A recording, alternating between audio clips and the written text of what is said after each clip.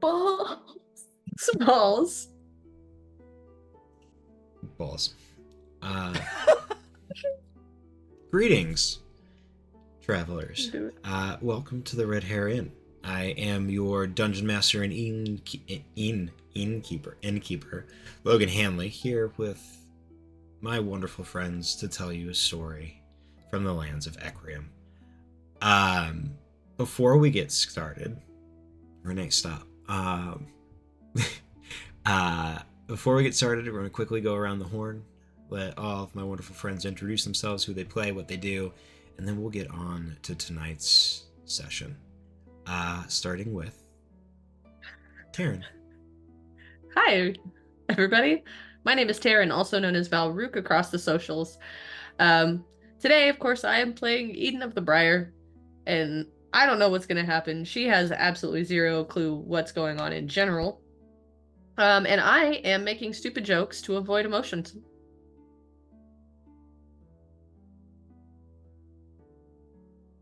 That would be the Terran way to do things. It's true. And then what you're all not going to see is Terran absolutely lose herself when we go quiet. We will all cry and thank ourselves and each other for this wonderful time that we've spent together. But I'm Renee. I play Perrin. We're going to take on an even worse, angrier Fae, maybe, and see what happens. Because, fuck it, we ball. That's my sister over there. That was my brother, you guys. Hi. Hello. I'm Utahime. And I play that one's sister, Fanara. You know, just a cinnamon roll who brought her brother back to, life-ish. Or from death. Only to possibly die again. But guess what? We're going to die together. So there's that. All of us together. It's going to be fantastic. It's going to be beautiful. I really hope we make it through this, but either way, we're doing it together. Dab. I pass it along. Hi everyone, Eddie, known across the socials as your humble discount bard. I'm here today as our little butterball art, possibly for the last time, we will see. But here for, hopefully, all of us surviving. We'll see what happens. Passing it along. Hi, I'm Lizzie Donahue. You can find me on social media at the Lizzie ALD or Pie Heart or Pie_Heart.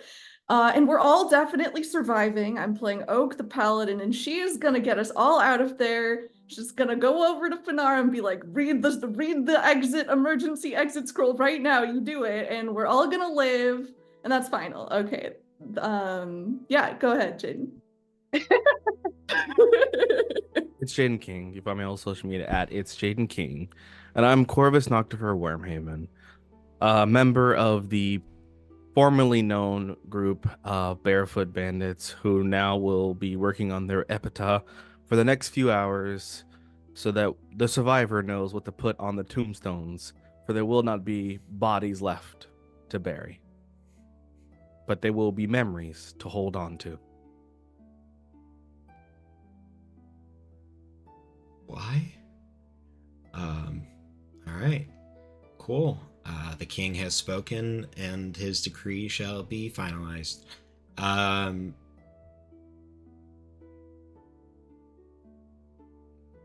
Where we last left off. The Prince of Frost shattered what ties he had to Theinrith, causing her to as well perish. The Queen of Winter offering the group a chance to find common ground with her in dealing with the Lord of Bones, killing him.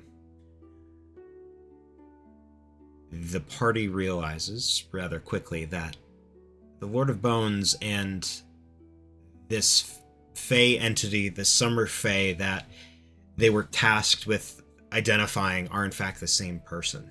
A amulet around the Queen of Winter's neck holding the essence of that Summer Fey. in turn corrupting the Lord of Bones into what he is.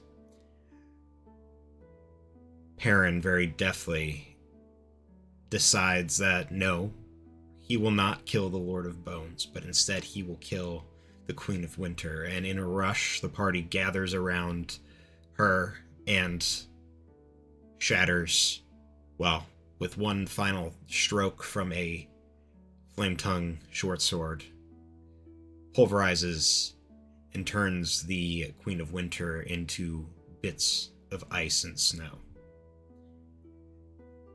In the aftermath, the Lord of Bones is revived, or at least brought back to health. His amulet given back to him, the shard containing the essence of Ivy, Oak's sister, given back to Oak. And as they sit there contemplating the parental relationship that Perrin and Oak now share,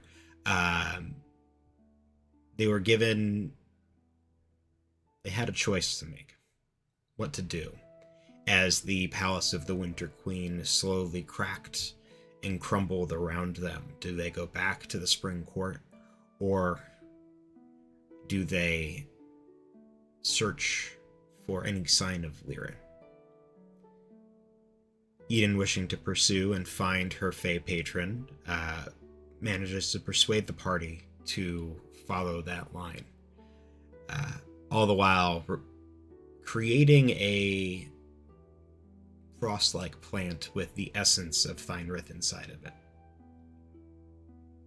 The party, climbing on the back of a Dracolich, which they first encountered when they entered the Fall Court, flew off of the now crumbling and decimated palace to the ledge that surrounded it, on the edge of this crevasse that now the palace sits within.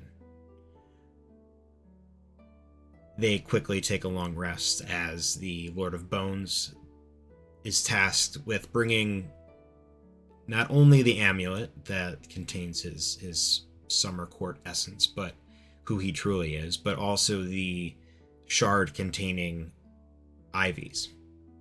And as he flies off, the party quickly finds warmth and shelter in the frigid temperatures as the Winter Court turns into a motley of violets, and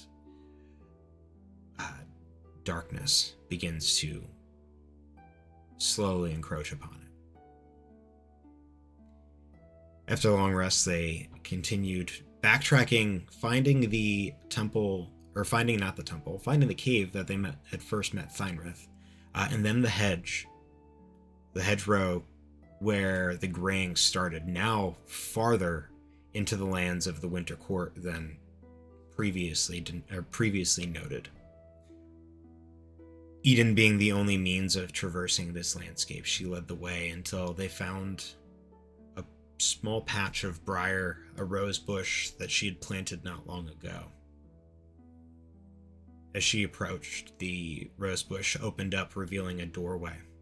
And as that door opened, it revealed a familiar, at least to Eden, sight of a small grove of flowers, a field on the edge of a forest, a small cottage a little farther on with a picket fence and small garden on the inside of it, a smokestack or a trail of smoke coming from the chimney. With one look back, Eden stepped through the portal, the rest of you following, as shouts from somebody traversing the Feywild could be heard in the distance. And that's where we left off. As you walk through the portal, you're immediately met with forest floor, not the thick briar and close, densely packed trees that you're used to or traversing the graying, but an open forest with bits of shrubbery and flowers scattered across the forest floor, trees towering above you with bright green leaves. And beyond, after maybe only about 20 or so feet of this forest, looking behind you, it continues on for as far as your eye can see. But in front of you, a small path leading through these fields of flowers of varieties of colors, until you finally reach the cottage at the end of the path. What would you like to do?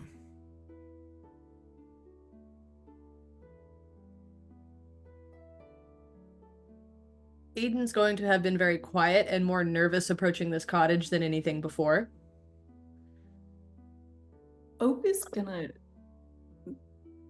go up to Finara maybe while we're walking, if that's okay. I don't want to interrupt you. But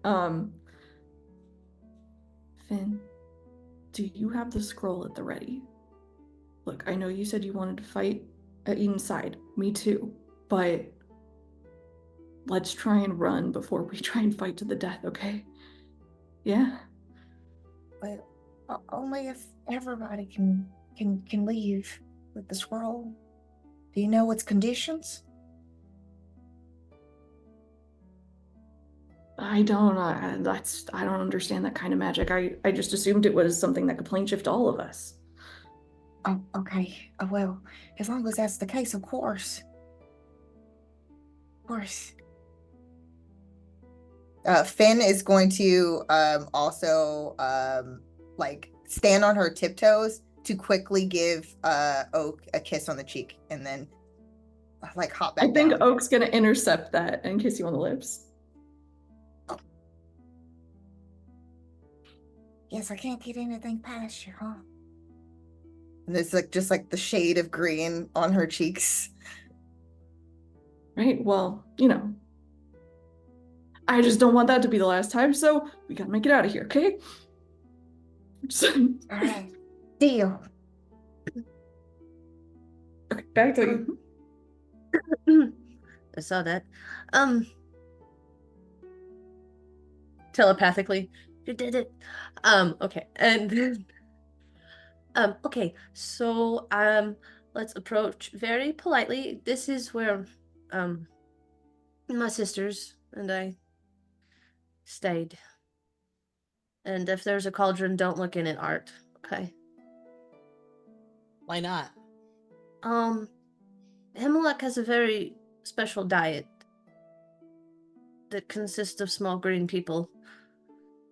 As Eden will slowly start approaching. Goblin toes.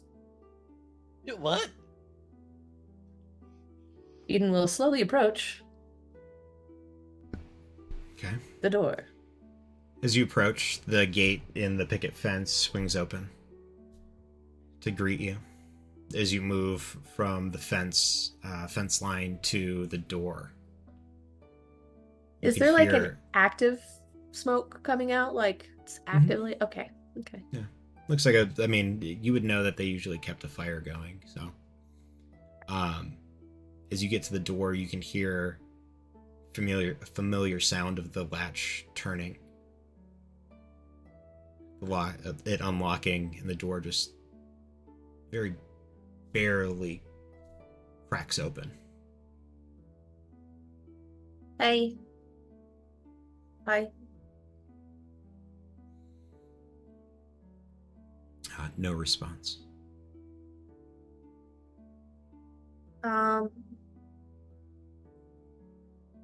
One finger like pushes the door. Creaks open. Anybody home? Inside, you can see familiar living area. Table on the far side, what looks to be like some sort of apothecary's table, full of jars of various components for potions and spells. A cauldron sitting over a large hearth on the far wall, on the far back wall, where the chimney is. And when you look like right as you come in to the right, a small bookshelf that contains tomes and scrolls of various sizes and colors and ages. You look over to the left, Eden, as you walk in, and the door to the bedroom that you and your sister shared is closed. But nobody else is in this room immediately other than you and your companions. Okay. Slowly approaches. Don't touch the books. Wisteria will cut your fingers off for those. And don't look in the cauldron. Hemlock will cook you. And Eden will approach the bedroom door and try to open it. As you open it, it's not locked, but as you give it that little push for it to swing open, it seems like it's stuck. It isn't quite. There's some give to it, but there isn't a natural. It just swings open. It's like it's rubbing up against something that's keeping it from opening. I will send Grim in. All right. Crawls down. Like if there's enough door room for Grim to go through the crack and look, and I will be seeing through Grim. Yeah, he's a weaselly ferret. They can get really small. And the first thing you hear is that as he starts to wedge himself in between the door, there's this crunching sound. Almost like if you were taking paper mache and ripping it. About a half a minute of that before, as you look through his eyes, he's tunneling through this white, very thin white material before he pops out into the center of the room and looks around.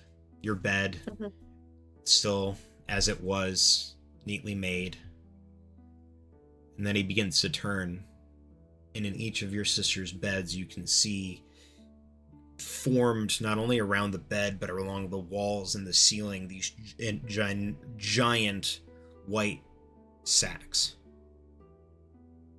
of this layered material.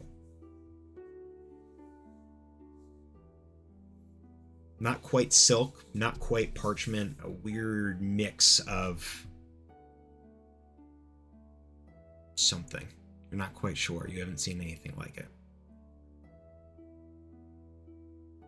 Grim will go up to one of them. Okay. And just kind of are they body sized? Make a investigation check for me.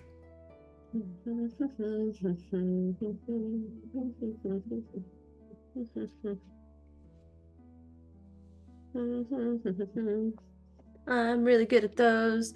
That's only a 15. I'm not actually that great at them. That's fine. What Grim can tell as he begins to climb one of these. Whose bed do you go to? Is there one in each of them, or how many are there? There's one in each of them. There's one in including each of my your sisters' bed. beds. No, not in your bed. Your bed's fine. The other three, your three sisters each have one on their bed. Wisteria's? All right. As you climb up,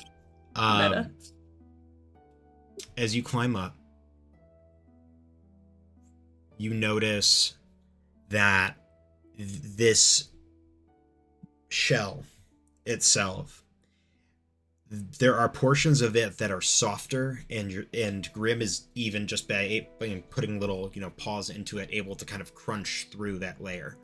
But in the center of it, there looks to be a humanoid-sized capsule of some sort, of a more hardened material.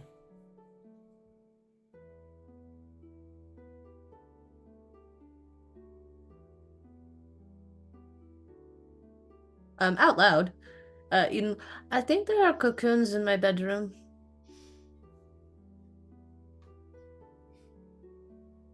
Are they a problem?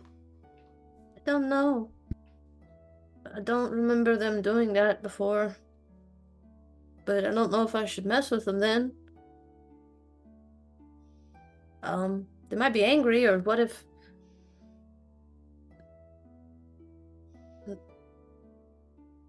So there's not one directly in front of the door. The one there's a couple like they're not like directly in front of the door like blocking it, but some of it is layered like over the door. Okay.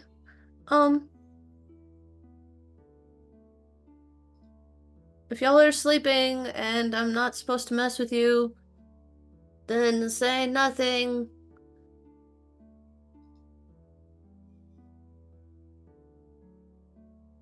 Okay.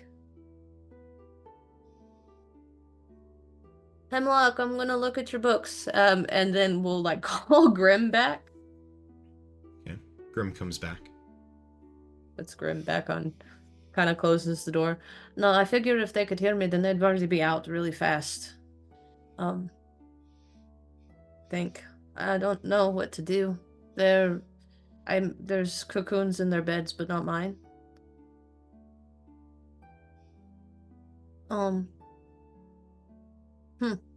Okay.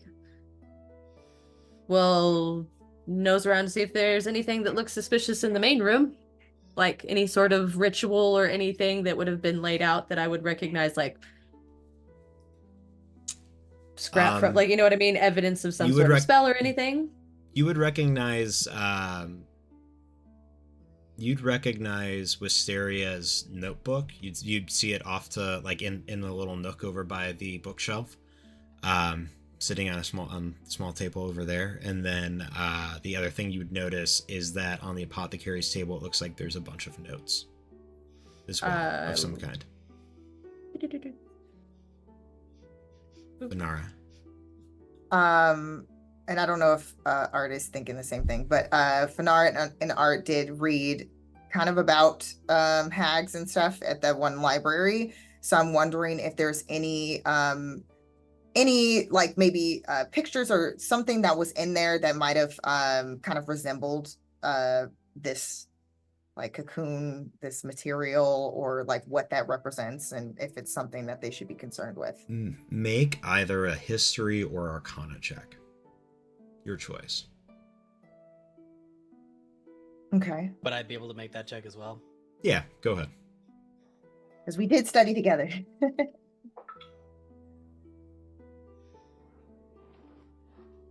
That was a 21. 23. All right. The two of you remember that hags that are in groups are what is called a coven. A triumvirate in order to ensure that their power is amplified, but also that any decisions are made fairly.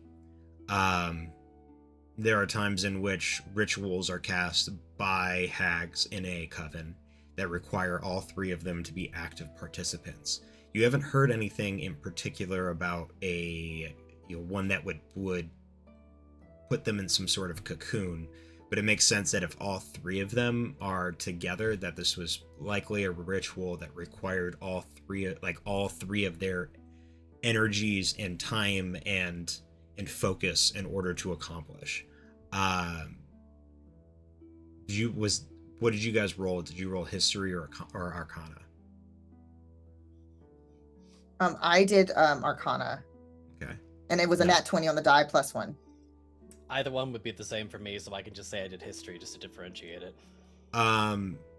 With the natural 20 on Arcana, Fanara, you'd also know that typically whenever there's some sort of cocoon, it typically is a sign of transition or metamorphosis, where something goes from a less than perfect form to a more perfect form.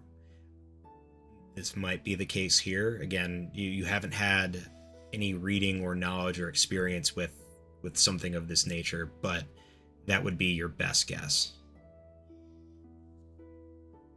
Does it look like there's, like, as far as just like the we see it, is it like a broken cocoon or is it like still intact? Well, the door, so this is all hearsay that you got from Eden. Nobody ever opened the bedroom door. If you'd like to try to open the bedroom door, you can. Oh, okay. And like, are we behind Eden right now? Well, yeah. Like so you guys are in like the main sitting area, but the door to the bedroom was slightly jarred, where it wasn't able to open fully. So that's why she sent Grim inside. Okay. How tall is the desk or the apothecary table? It's slightly taller than the average size desk. It's about like 35, 36, so about 3 feet tall. Okay, so it would be like at eye level for me. Yeah, meant for people of taller positioning, so that way they wouldn't have to sit hunched over. I was more trying to gauge whether or not I would have been able to see any of the notes. Mhm. I was mean, you gonna say, could've- I'm immediately going to like the notebook first. That's I'll I'm s- going to Wisteria's notes. And I'm also gonna to that cast- note, sorry. I'm gonna cast Detect Good and Evil to see if I can sense Fey presences outside of Eden, and I guess Okay. myself. So you immediately pick up Eden. Mhm. You get a slight tingle for yourself. You get a slight tingle for Perrin. You also pick up 3 large, or not necessarily large, but 3 big energies, 3 big pings coming from beyond that door. And you get another one from above you. Interesting. I mean, I look up. I assume it's just a ceiling. Yeah, you just see a ceiling. It's got like layers of rafters. And there's some like layering and like a couple birds' nests and stuff up there, but you don't see anything in there. And it's pretty well lit, so you'd be able to see all the way up. Okay, I'll tell Eden. Does Liren like to like hang out on the roof? And then Eden will go outside. Because, yeah. Eden, like, just nods and, like, goes and looks out the front door towards above the cottage. Art, did you have something? Sorry, I saw you raise your hand. Oh, no. The one thing I was going to say is prior to Oak mentioning this, I just want to say that in the background, Art was very specifically listening to Eden's instructions not to look into the cauldron and not to look at the books. However, they never said anything about the jars and the reagents, which Art is definitely observing and basically trying to see what's there. Yeah, make an investigation check for me, really. Yeah, I just knew And then you we'll go. might see, like, goblins in the thing or something, and I would feel bad. And as far as the think- books. I hate to say, I think that Finn, with that knowledge, is going to try to investigate further to see if the cocoons look like they contain something. Sure. Go ahead and give me an athletics check if you want to push past that door. Oh, because I'm great at that. For the Art. investigation check, that was a nat 20 for a total of 28. So you see, and you know some alchemy. You see basic reagents for things as simple as healing potions to giant toe clippings for, different infusions that you would use that for. You see, your typical eye of newt, your tail of rat, your worm stuff, insert witchy stuff here and there. The one thing that catches you off guard is that there is a jar that has tiny green toes in it. And as you kind of grab it and you turn it around to look for a label, as you do, it turns around and you see goblin toes written on the jar. Oh, I don't think I was meant to see this. The notes you can see sprawled across mention a concoction. It's written in like a mixture of, it's like the Spanglish of Sylvan and Common, where there are some things written in Common, some things written in Sylvan, and it just kind of goes back and forth almost frantically. Speaking of creating a mixture that would allow them to sleep through the ritual. And that it needed to be potent enough to be able to last multiple days, but also give them enough what's the right word? Enough consciousness to be able to perform the wording and perform the rites at the right moments. So almost put them in like a half sleep. But it seems like whoever wrote this managed to figure it out and there are 3 pewter glasses at the end of the apothecary's table that are empty, but have like that tiny bit of residue at the bottom.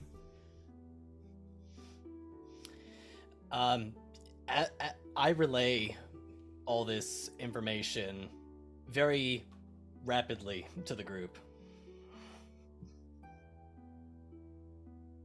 I will also mention that I do feel the presence of 3 Fae in the room where the cocoons are, so that probably That's rolled probably a my 15. sisters.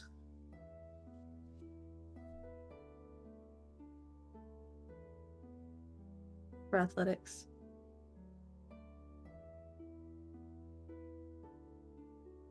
Oh, sorry, what was it for athletics? 15? 15. You manage to push through, and you can hear kind of the cracking and ripping of this almost paper-like material as you push through, and you can see immediately to your right as you walk in this giant cocoon.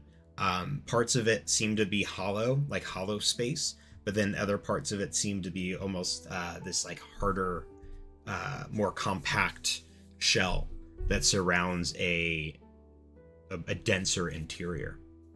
The door opens up. You can see along the back wall another one of these cocoons. Off to the right, in between those two, you can see a neatly made bed, just very lightly decorated. And then as you open the door and kind of peer to the left around the door itself, you can see a third cocoon very similar to the other two. Fanara will relay the information to the group as well, kind of like in the way that Oak and Art just did, just indicating the fact that the cocoons could be like, if they are in there, like they're transforming into something different.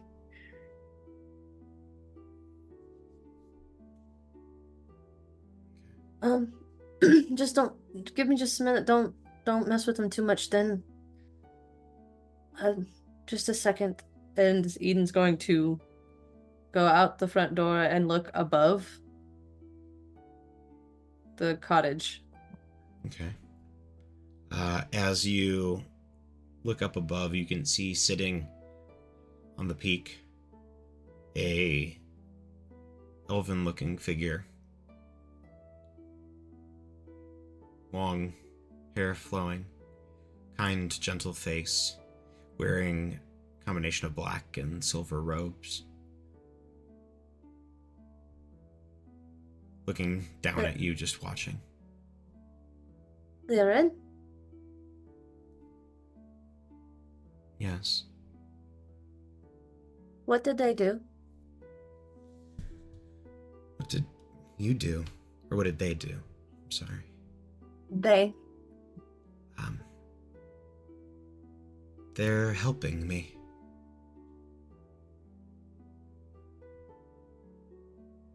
They're helping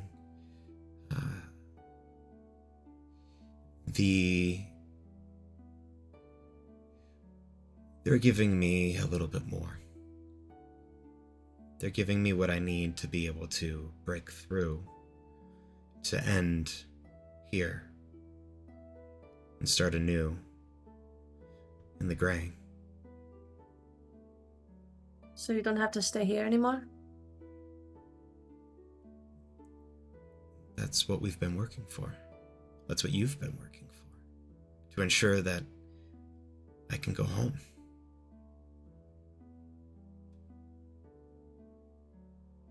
And he stands up, and the rest of you can hear soft footfalls on the ceiling above, or on the roof above, as he makes his way down the roof before, in just a flurry of cloak, just drops down from the roof in front of you, Eden. That way we could go home.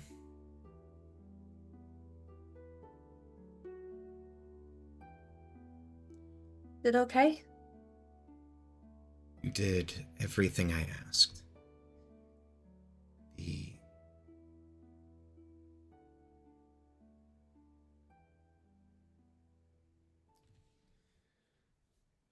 There's one place I would like to travel, but it would require you to leave again.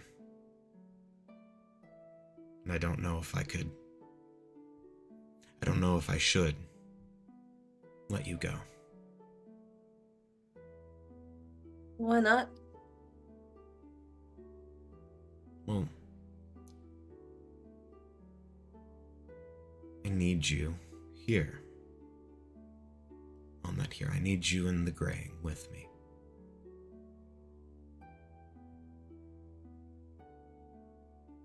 That was the agreement, the promise that was made very long ago. When you pricked that rose bush. Oh, yeah.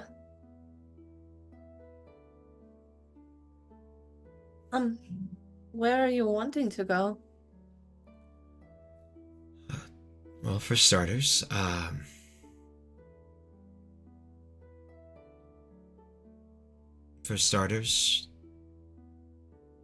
the Winter Court. I was hoping that it would be the Fall Court. Little weather would be a little bit more temperate. But Well, I planted the one like right on the line. Does that? yes, but I can only vie for a seat at a court that hasn't been claimed. To be fair, I was completely in favor of the swap in that one because I really don't like the Bone Lord. He's kind of an ass face. He's not too bad. He He unfortunately killed my friend.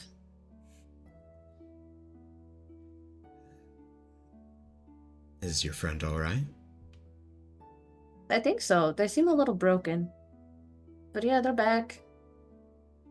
He turns and looks inside the building at all of you. Oh, apologies, and he bows very deeply to the point where like his forehead is almost touching the ground, and he stands back up. I am Liren. It's a pleasure to finally put names and faces together. They've agreed to help me in my adventures and things. Who comes forward to stand shoulder to shoulder with Eden. It's nice to meet you, I think. I hope. Standing shoulder to knee with Eden. Hello.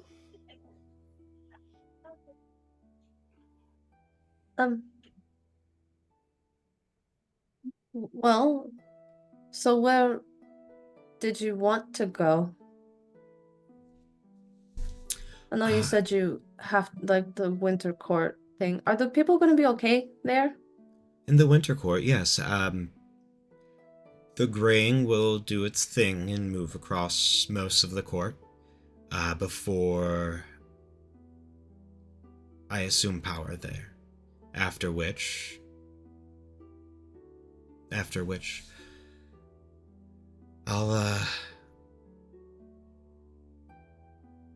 make sure that they are welcomed. They're welcomed. And as the graying grows, then so will hopefully my influence, and eventually one court, then the next, until they all are consumed. And then Eden's eyes will kind of get darker for a second. And then they can't treat people like they do anymore, right? Correct. We can make our own rules, establish our own laws, bridge the gaps between the courts. All of this.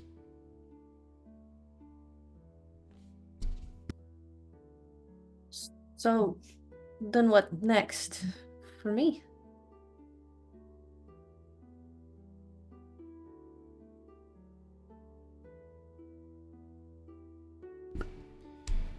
You would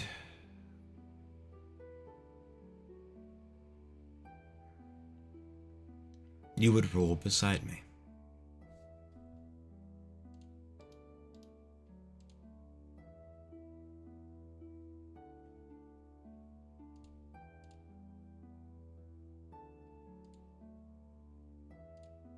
Then what should I do next? Is sort of staring between them. Is like, Eden, is this what you want?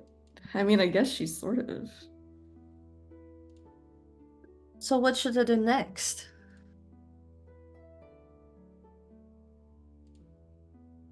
Eden will like look over at Oak. There's definitely like this sense of like Eden is very like there's definitely this presence of like Eden is very well aware of how powerful this entity is that is in front of them, and you can tell Eden is being very conscientious of this. And is being like utmost respect. Like you're definitely getting the vibe that Eden's just like asking questions of like, okay, are we like, you know, how what's the vibe, I guess, if that makes sense. We're definitely asking questions to try to understand a situation that Eden hasn't really understood.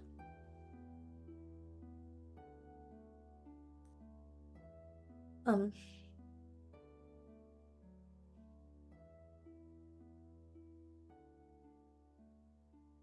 Um, well, I know that they're helping you right now by being in cocoons. Um, what would you ask of me now then? If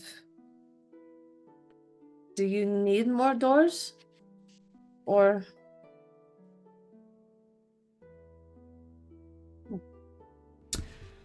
is it More more doors helpful that I is- stay? More doors is always nice.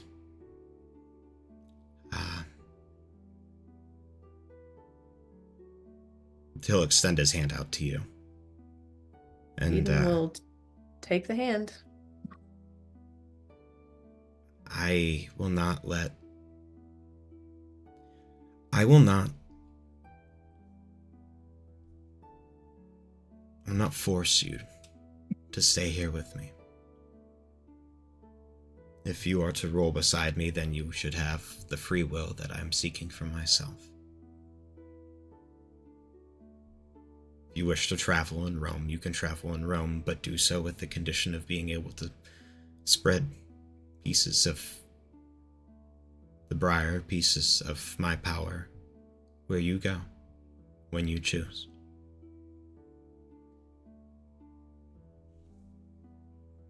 There's one place in particular, and you look and he looks up into the night sky. There's one place in particular that I'd like to reach. There's a bridge. There's a bridge. Back on Ecriom. We can't see it from here. But in time, maybe you'll find it, and maybe you'll go there. And then we'll be connected there, along with Ecriom and the Feywild.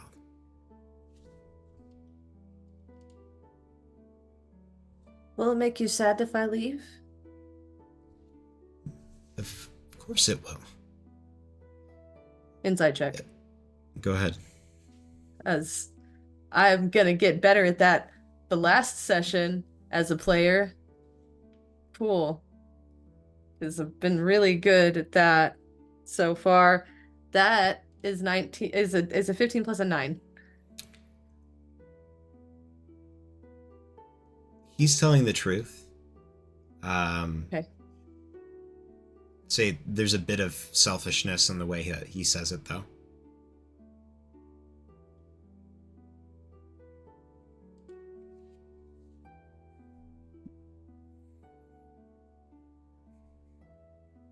But you know, I will always come back, though. I know. That's why you're here now, when there are so many other things that you should be doing. Yeah, I probably should, huh? Yeah. Is there an easier way for me to get to and from here? Or The do I just Briar? have to... Yeah, or do I just have to plant things and try to come back?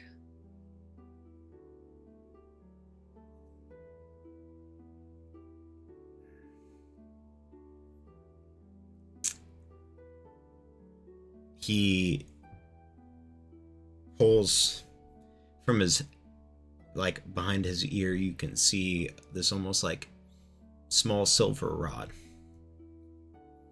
Maybe only, it's almost like the size of a pin. And he hands it.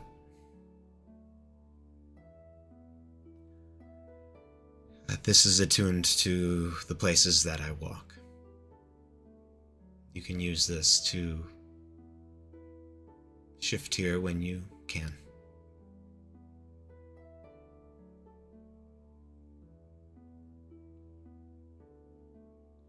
Art. May I ask a question? Oh. Oak and then Art. He turns. Of course. We've heard, I guess you could say, vaguely the other side of what happened. You know, the people who wanted to keep the status quo of the Fae, the different courts. But certainly they don't think of you in the most positive light. I assume that's why you're confined here. But I guess what I would like to ask is, what is your story as you tell it? I assumed some noticeable power. I was not the lord of any particular court, but I was able to travel freely amongst them. I had friends in almost every court, and I used that to my advantage, and I used it to garner a following, a circle of support, a loose connection of people affiliated with one court or another that eventually turned into a coalition to unite the courts. As my power grew, I left traces of this coalition in spaces that were less necessary for the different courts. The graying soon began to grow. As my power grew and as my influence grew, so did the ire of the leaders of the courts, as they saw me as a menace seeking to end, like you said, the status quo, what was normal, what had been set upon us for generations and generations of Fae kind. Until one day, they decided to take actions into their own hands. They invited me in to parlay, to converse about these different ways of connecting the courts. They dragged me to Ecriom, and together with a coalition of archfaes and a handful of archdruids managed to create a space that was impenetrable for my own magics. I was not able to escape. And he just kind of raises his hand in motions. It wasn't until Eden's sisters, one by one, found me and formed their coven that I realized that there was a way to connect to the material and then to the Feywild. We slowly did research, pulling knowledge where we could, and then Eden opened the gate. Her elven blood, containing a portion of the power of one of the archdruids that had sealed me away.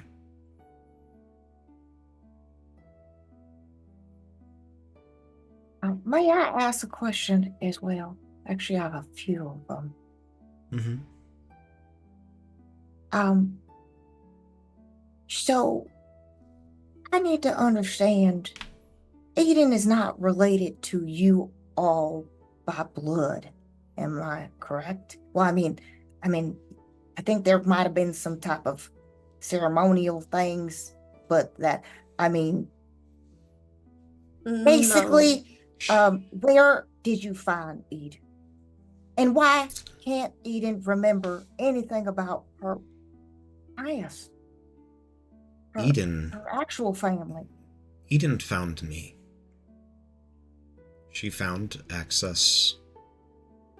Well, she found the tower that I was trapped on, or trapped figuratively in, on the material plane, on Ecriom as you call it. And when her blood connected with the briar there, what little power and essence I had there, it awoke connection in order to, and he turns to Eden at this point and then pretty much stares at you as he says it, in order to ensure that I didn't leave here. Your father and mother had to give you up, as your blood was the one who activated, and your blood would have been the one that would have allowed me to escape. We are bonded by that blood. Did you know all this, Eden, before now? Not really. Well, why No. did you keep that information from that?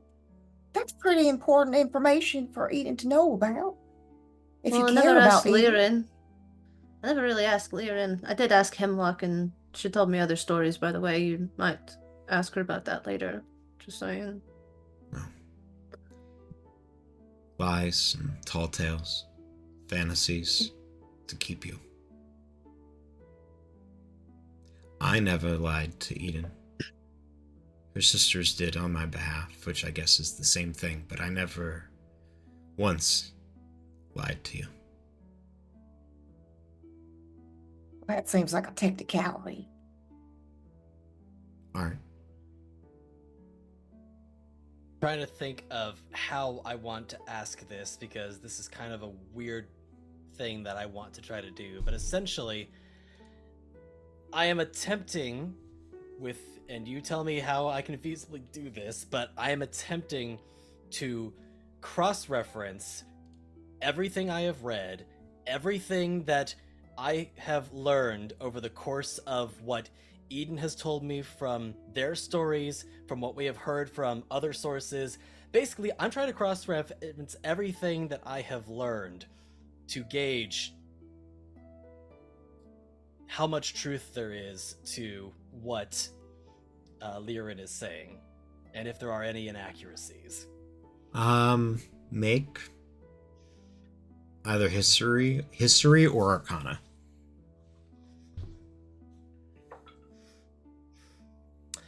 I am definitely gonna have to use my luck on that one. Well, that's slightly better. That's gonna be a 12. Everything that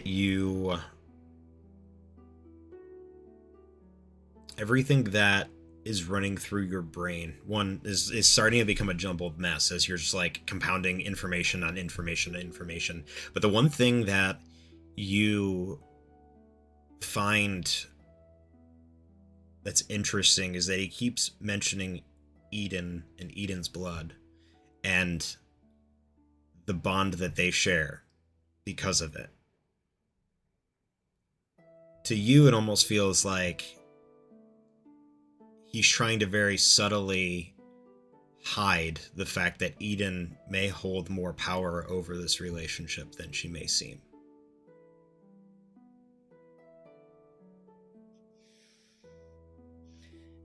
I have to wonder. You've mentioned multiple times that Eden's blood is the key for you to be able to escape, and that you share blood. Why have you not been able to escape?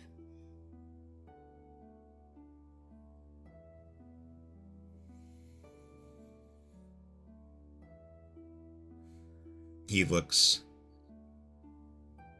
at you, Eden.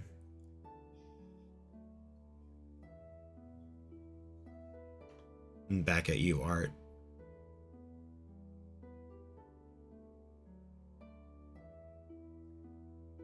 I need to be asked to return.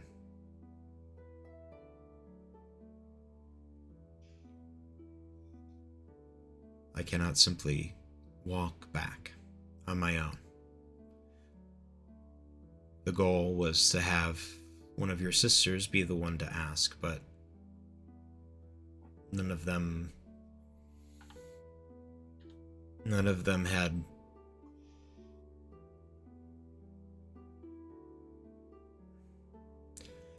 had the power within them naturally that you do. So they were forced to train you, to allow you to hone your skills, in part blessed by me, in part blessed by the natural gifts of your father. Till eventually the two became one and you were able to release me from here. I need their power. And he kind of waves into the house toward where the bedroom is. I need their power to be able to confront the other Archfey. I need yours to open the door. Oh.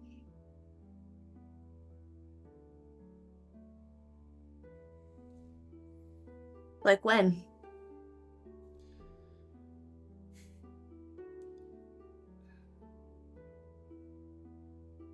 Like, are you ready for that? Or does there need more? I can vie for what's left of the Winter Court with what power I have now. If I had to vie for the Winter and Autumn Court, I'd need to expedite some things, but I could also do it now. What will happen to the people of the Winter Court if nobody takes the seat? Oh, there'll be somebody to take the seat. There always is. And if there isn't, then she will appoint one. And they'll rule with a cold and iron fist in her name. I A don't proxy, really want that to happen. puppet. Mm-hmm. For a Eden power will that I pull also out wish to supplant. Thynrith plant. Yeah, they already kind of did that, and I saw people suffer from it. I don't really like them.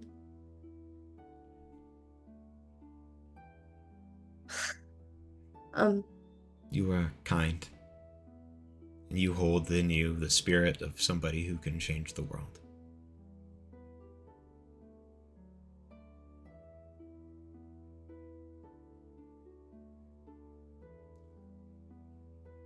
So, if I open the door now, then you don't need me anymore?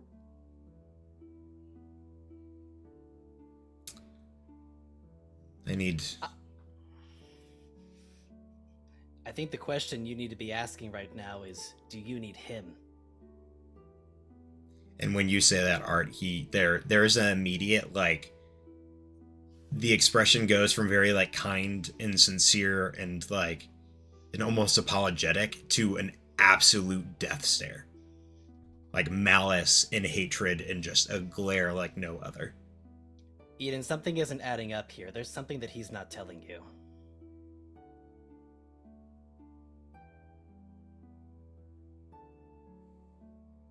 I mean, it seems like there's a lot of things that he has been keeping from you and trying to get away with it on technicalities and such, and he's using you. What's more, I think the thing he's most afraid to share right now is that the one who really holds all the cards right now is not him. It's you.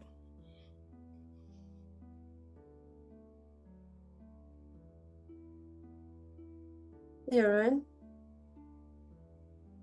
Yes. Are they lying?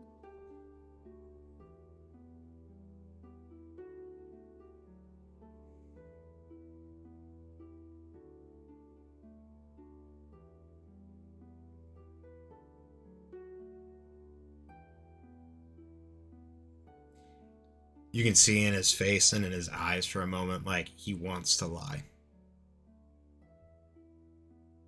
And he looks up to you and says,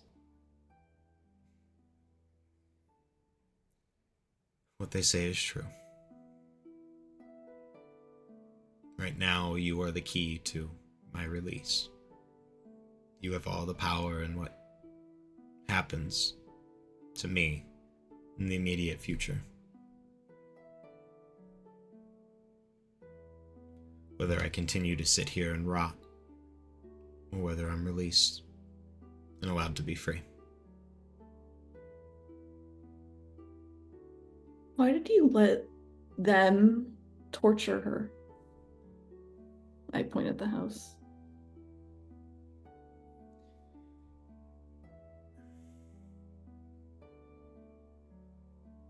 She needed to understand hatred, jealousy, envy. There was some kindness in the way that they treated her, but it was only really because that was their task. How can you call that kindness of any sort? It's anything but that. Siblings would never do that to each other. No, you're right. Horrific. There was no kindness. Except for one, who was almost always kind, who was gentle, who was cool and level-headed, who was able to convince even her tormenting sisters to love her. She needed to understand these vile things, to understand the good that she could do. So you told them to torture her. And then offered yourself as the one source of kindness? No, you misunderstand me. I told them to train her. Their jealousy, their hatred, their envy led to them tormenting her. She was the kindness. I was ambivalent. I remained out of it for the most part. I came and went and saw Eden as I did, but I was not the one directly responsible for her growth. You were aware of what they were doing, but yet you didn't do anything to stop it. That's just as bad. That doesn't absolve you from any guilt. Art's gonna turn around and face Perrin, who has been abnormally silent for this whole entire time. I'm not good at this sort of thing. This has always been the thing that I have looked to you towards. You know words. You're good with words. Is he trying to use double meanings? Is he trying to be clever?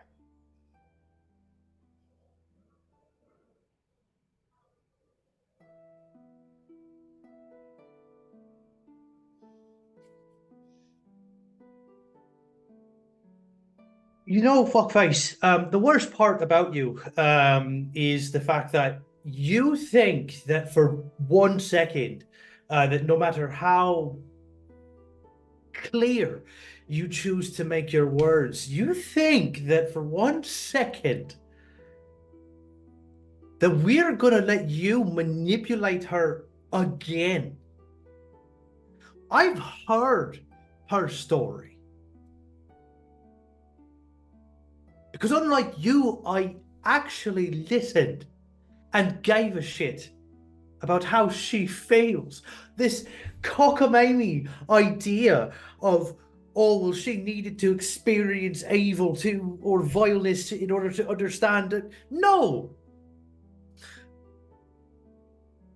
Because of where you decide to plant yourself, pun completely fucking intended, and your entire motif you've got going on in here. Let me paint a fucking picture for you, mate. Do you know how you cultivate a garden? You care for it. You give it everything it needs. Warmth, water, gentleness. But you, you decided that the best course of action to hone the magical skills, the unimaginable capabilities of this incredible person, you thought the best way to do this was to allow her to be hacked to bits in ways that are unfathomable by the basic of humanity. All because your ears point a little higher to the sky than ours do.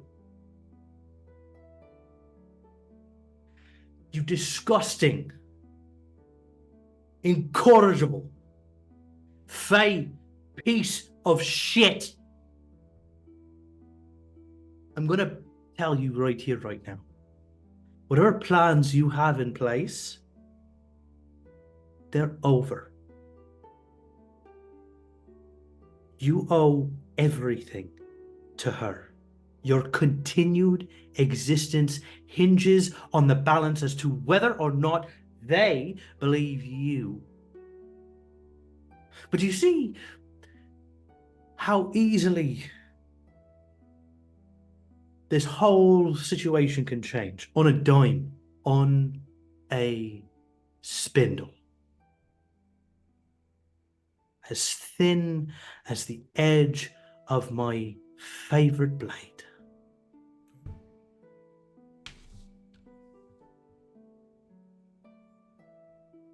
Do not mistake her kindness for weakness,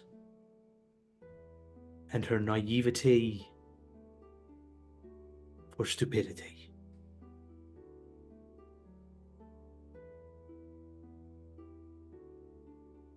Make one wrong move, and I will promise you that not a single soul will remember your name when I'm done with you.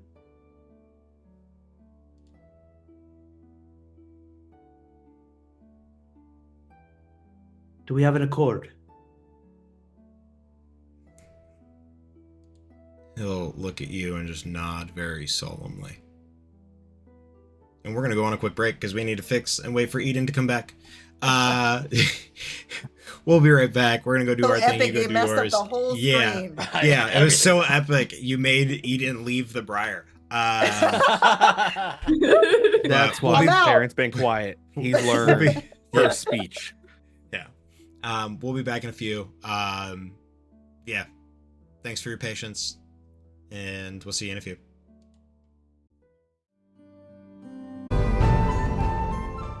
Return of So I the cast Balls. Fireball. You don't, you're a monk. Counterspell. It's not a spell. I just light everything on fire. Oh my That's god. my job. My apologies. It's called second level pit bull.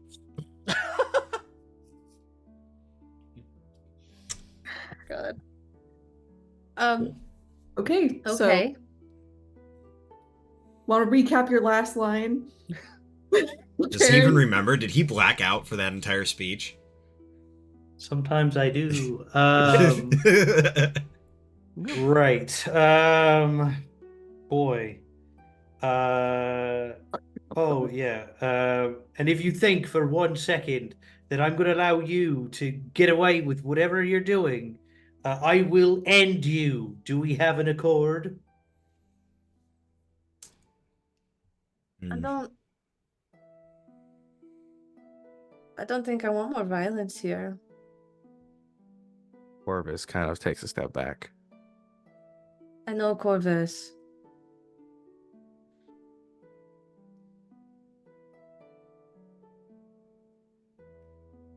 Lyrian looks you in the eyes, Perrin.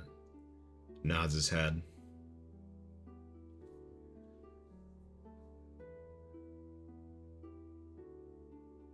when she decides that I can leave. If she decides that I can leave.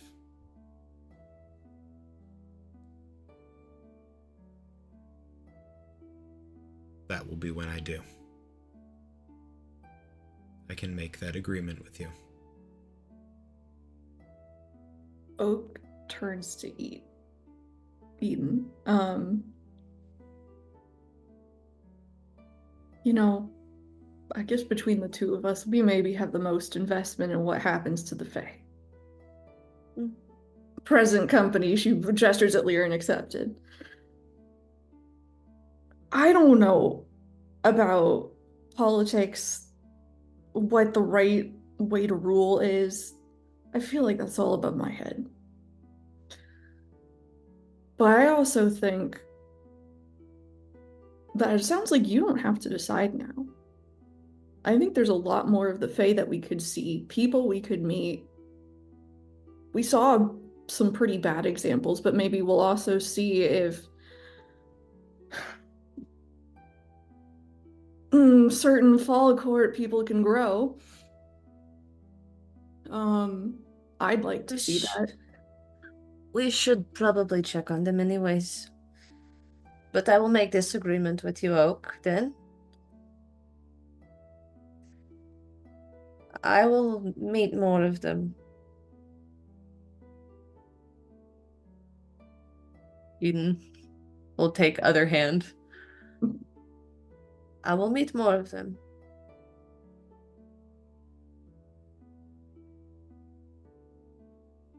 But know that I am very tired of what they have put you and your father, and ultimately their treatment of Lyran through. I just want to see the whole picture. Because I don't know what's right. I don't think what was done to you was right either. So I don't know if I would trust the fate of everyone to him. But it wouldn't I just be would to trust. him. It wouldn't be just to him, though, right? That's right. What I was gonna say is I do trust you, Eden. Well, then we should probably go check on your sister and see if the summer people are any better than everybody else we've met. Yeah, I'd really like to go see her. Eden will turn to Lyran. I will be back. I know.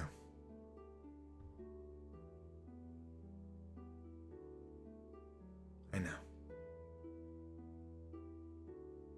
Will lean in and place her head on his chest. I will not leave you in captivity. But maybe there's a better way.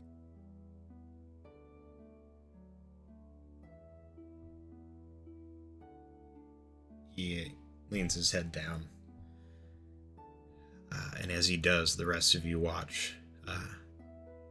Eden, you feel the familiar shifting of his clothing as this elvish figure slowly changes. The robe kind of pulls back and up, and two wings, giant moth-like wings, protrude from the back. Arms extend from the torso. His head shifts and changes to that of an almost large humanoid moth. He leans down. His head is near your ear, Eden. I trust you.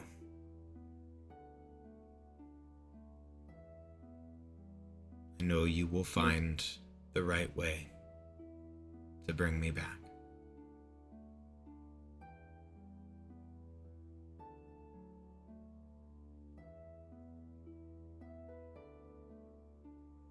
I promise.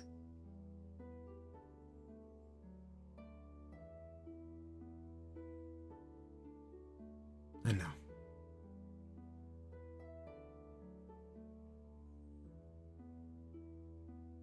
And he turns and walks into the house.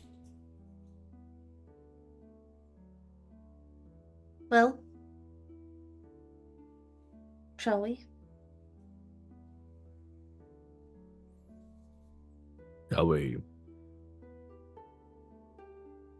Probably go see like Oak's sister. I know you really wanted to punch somebody, but I would rather. I'll say at this point, Eden, Finara, and Corvus, with your passive perceptions, you can hear 3 succinct of that like paper mache like material just crumpling We come should from go. within the house. We should go now. Let's go now. We should. Let's go now. As Eden will just start briskly walking to whatever door. We're just gonna leave the sisters. We're just going to Wait, go are because you they sure are in that's not there. gonna be a- Lyran. But No, what if they Lyran is with them follow? now. They can follow me all they want to. I know who wears the pants here, right? So let's go this way. Who was still within the house? Did anybody leave the house when Liren entered? Lyran entered the house, right? He entered the house, yeah. I think everybody but Eden was still, mostly. I think we must have come out during this confrontation. Oh yeah, no, Yeah, I thought that it was definitely. like we followed. I thought we were all inside, and then outside? Oh, no. Lyran came in. No, we had we at the very least Eden is now outside going. All right, let's go. We should. Oh, yeah. I technically I didn't have Corvus leave the house because I thought That's fine. it was all happening like by the threshold or something. I thought it was like if you're standing threshold by- and if I you're thought we were standing just by the- outside the If you're door. standing by the threshold, Corvus, Yeah, threshold. the door to the bedroom is wide open.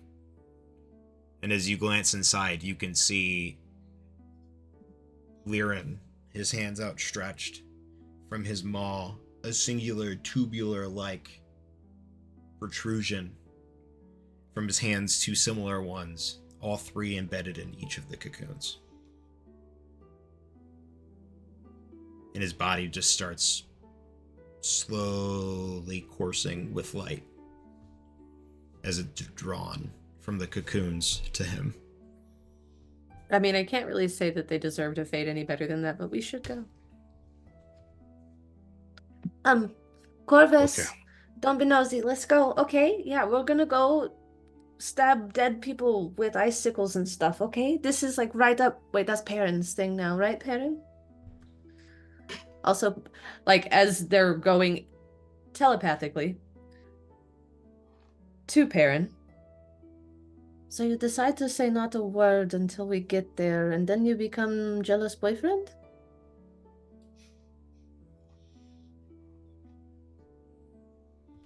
As Eden looks back, just like kind of smirking, like trying to obviously goad Perrin.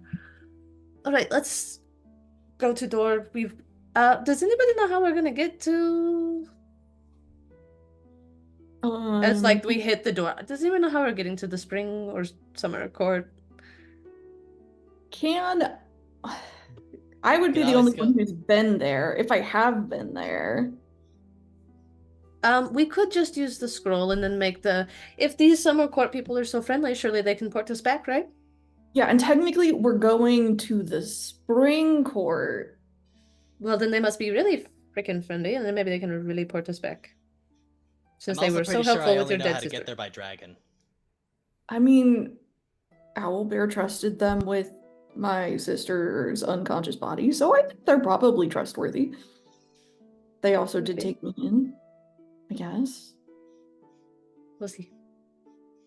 Plus, Eden you know, is like this like idea of like all because like all we've known is like you smell funny from the one fairy thing, and like they were like, nah, dude, that's Wintercourt's problem. Here's we'll keep your dead sister on ice though.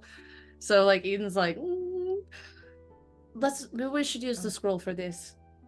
Finn will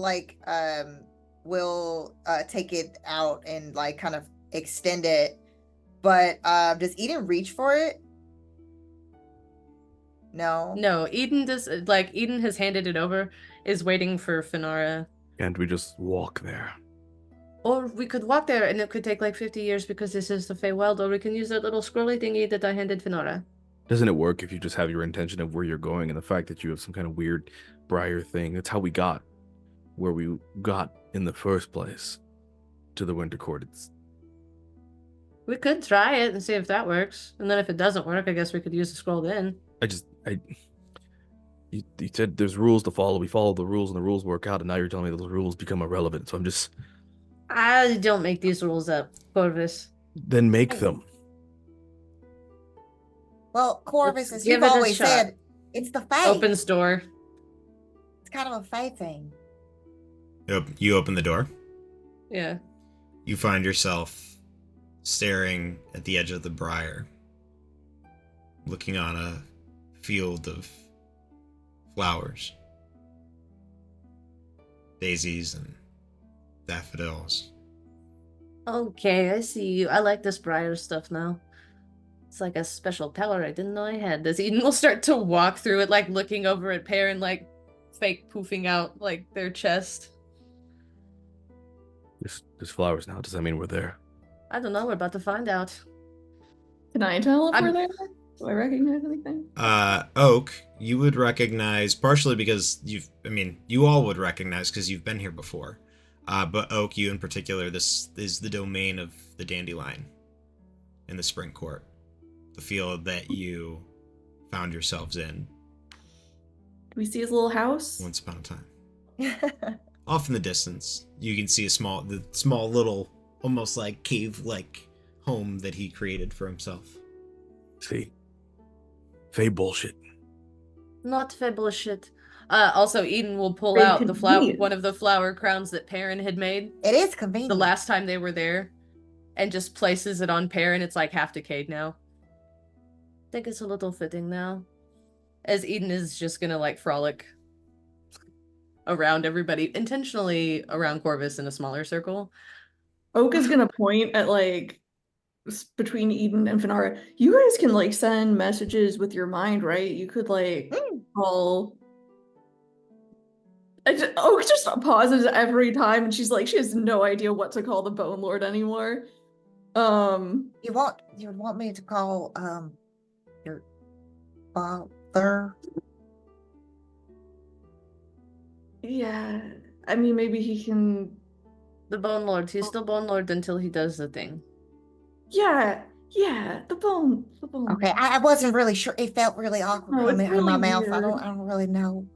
Okay. You know, if you're gonna make me stand up for myself, then I'm gonna make you stand up for yours. He has to earn your respect.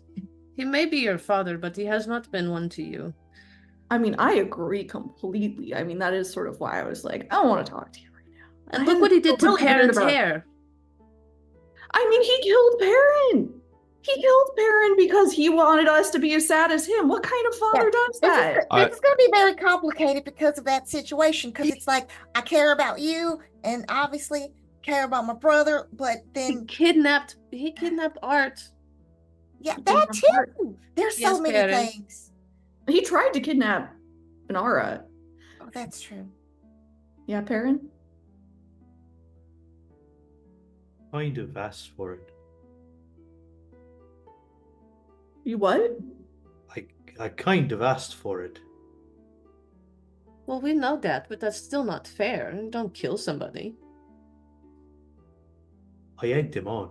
I mean, if we're mad at people for killing people, we should also be mad at Perrin if we're setting standards. Oh, Wait, you're what? sweet that you remember. Huh? Also, I I don't did I killed miss? Corvus.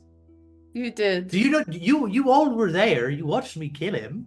The whole Right, wrist and the but- blood Well, no, and the that's sword not and the the same fire. thing. But- That's It not quite the literally same is. thing. He killed me and then I Here's- came here's- back. here's the That's thing. exactly that was the same thing. consensual. Yes, Yeah, he it was consented to. consensual. Yeah. Yeah. Corvus He asked for did the sticky sticky and the legitimately stabby stabby. So did Eden's Perrin. gonna Legitimately fall ask back you and to- making flower angels at this point of just like enjoying the absolute chaos of this conversation. Eden is just so happy and free in this moment. Okay, but anyway, can someone call my dad to pick us up? Oh yeah. Okay, hold on. Just give me a second. I got distracted. All Sure, right. I can there's call a him. lot. I don't really think that. Corvus. Okay. He's one got a second. dragon. Should be able to just Wait, Do so a what thing. am I? Okay, what? Okay, this is Tell gonna be him. very awkward. Okay, Lord of Bones, come get your daughter deadbeat. We have to tell him oh, where. Where the dandelion is. Do you want me to Deadbeat. call him a deadbeat? I You mean, probably that shouldn't seems- if you want him to actually show up. If he doesn't show up, then he just proves that you're right. Oh, okay, so all right. Whoever Can't be worse than my sends dad. you- True, he tried to murk you. I mean, but again, he did actually murk Perrin and did try to kill more of us. It couldn't be as it's a lot. bad. Okay, so we need him to come here, and then he takes us to where your sister is, right? That's the plan. I thought we're isn't your sister in the spring court? Yeah. Where we are currently, but we need a ride over there. It's a lot of walking. Okay. Okay. Or just get us there. You can do the thing. Okay. Do All a right. I got thing. it. Eden. Wait. Okay. Wait. Which one of us is doing the sending? You do the sending. I don't have sending. I can talk to people within like a certain foot range, or when I Just steal the talk to the stone from flowers. Corvus. Hi, little flower. Corvus thinks I can talk to you, but I didn't take that spell last night. Hey, how are you doing? What the fuck? In Sylvan. Yeah, you doing all right? I think I caught Yeah? what and the. I didn't catch that last word. That was oh You know, Do I'd you really know- appreciate if you stop, laying on my brother. oh sorry. And now Eden is tiptoeing around the flowers. You're good. Okay. Thank you. Actually, good question. So, do you know where they keep dead bodies here? That's in Sylvan, right? I Wait, Um, I feel like what Fenara kind would of- know. Then what she's that- paralyzed. Hang on, what kind of as dead- in Sylvan. kind of dead bodies are we talking about? It's like one that was like frozen by winter magic and You needs know, to be we- woken up. Have you seen a big skeleton? We're trying So- to go where the head of the court is. He's holding my sister in a helpful way. She's not dead. She's just close to death. You know, fat bullshit. Then you want to go to Tatiana's garden, I believe. Yes. Yes, please. Which Is that in nearby? Sylvan. I mean, In that's- Sylvan. We'll say this in common. Tatiana's garden. Okay. So did they plant her? This is the weird stuff of the spring court. So I'm just saying they're planting people. You're also What? strange. You turned a frozen person into a flower. You would fit right along. That's because I have to get like a bunch of stuff. I'm going to fix her. It's like, by the way, it's in like a Bjorn. Like, okay, like I am carrying Deinrith and like a Where did you flower get a Bjorn. I made it. It's like vines and shit. Okay. Oh my What you were doing gosh. during the Druid, rest she get a period. druid crafted a baby Bjorn for this Yes. You know what? You're flower right. bush. You're right. It is just like right here. Weirder shit has happened in D&D. You know And what? in You're this right. campaign, damn it. Why did I instantly think Look of at Thunder Perrin. Junction? Like that Just look one at- card that has the Oh my baby gosh. cactus. That's exactly what I thought, and it's great. Um, Okay, well, then let's go to the thing. So I'm not calling Oak's sort of dad. How long of a Oh. walk is it? Wait. Not most plants would know how. Over there, and they just kind of like wave in a direction. How far away from over there is it? Like as we turn and look. I don't know. I've never been there. You don't see it. If we just Okay, go, I'm gonna we'll turn be into there. a moth. What happens? Oh, the bush goes inside of you. There's just no, this is a fun thing. The bush is like now like this beautiful wreath that is hanging from Moth Eden. It will strangle you when you turn back. Just want you to know that. But Moth Eden is there making weird clicky sounds and is going to pick up. For example, a giant eagle. I'm going to pick up Perrin because I'm electing the smaller person, and I'm going to fly up. Well, What is well, hang on. If you bring me up there, I might be able to triangulate where we're going. Okay, lowers and grabs Art and Perrin and is just trying to like hold them up to where we can see. You can see from a height that you get some decent vantage, and you can see Anarin's orphanage off in the distance, the small enclave where Oak grew up. And then farther beyond that, you can see what looks almost like a dome, just a green dome with like specks of color that you can see beyond that. Holds them both up to see the green dome. How far away does that look? As the moth flies, maybe about a day. But if you It's like travel, me, like, it's you a- can travel straight through. We could Comes probably back get there in down. a day. But And starts clicking. I cast to speak with animals. Okay, so literally far over there is a green dome, and I saw that orphanage place where you were and things, but it looks like if we go straight that way, it should be like straight shot, hopefully, but it's like a day or something. I mean, I guess we could walk if we don't want to talk to people. Okay, Eden says there's a green dome. Did you two see it? She dragged you up there. Yeah, we sure. It was Art who said that it was going to be a day. That's what I You know, said. that's math brain. No one else Click, can click, click. Eden, when you're Oh, yeah. clicking. Looks at Perrin, says something snarky. Yes, What I I love you can too, understand mate. you would you say. Something snarky. Like it's Those are the just, I actual think, words. yeah, it's literally just something snarky. I will stand up on two back legs and be imitating one of Perrin's speeches and clicking. Corvus starts walking. Pretty good impression, Eden. Need You inflections I'm- off, but that's fine. I'm fluttering just above because I do not want to walk on the flowers anymore. I follow Corvus, and I'm just like gesturing everybody to like. No, Finn is not doing what Corvus. If Corvus is stepping on the poor little talking tulips, she's going and tiptoeing, lifting up her skirt. Sorry, pardon me. Corvus is light foot. Excuse What you me. mean? Corvus is Sorry. like dancing forward. You just said that I'm walking forward. Yeah, So I just assumed it Corvus was is militant. graceful. Yeah, it's more like bounding. yeah, it's more like that gentle I was dance not aware gliding. that it was gliding because we never made that a canon event. Yeah, But now it Corvus is. just kind of broodingly glides across the flowers. We make a point that Um, it's elegant brooding. Perrin gets it. Exactly. Perrin Baryshnikov. gets it. Okay.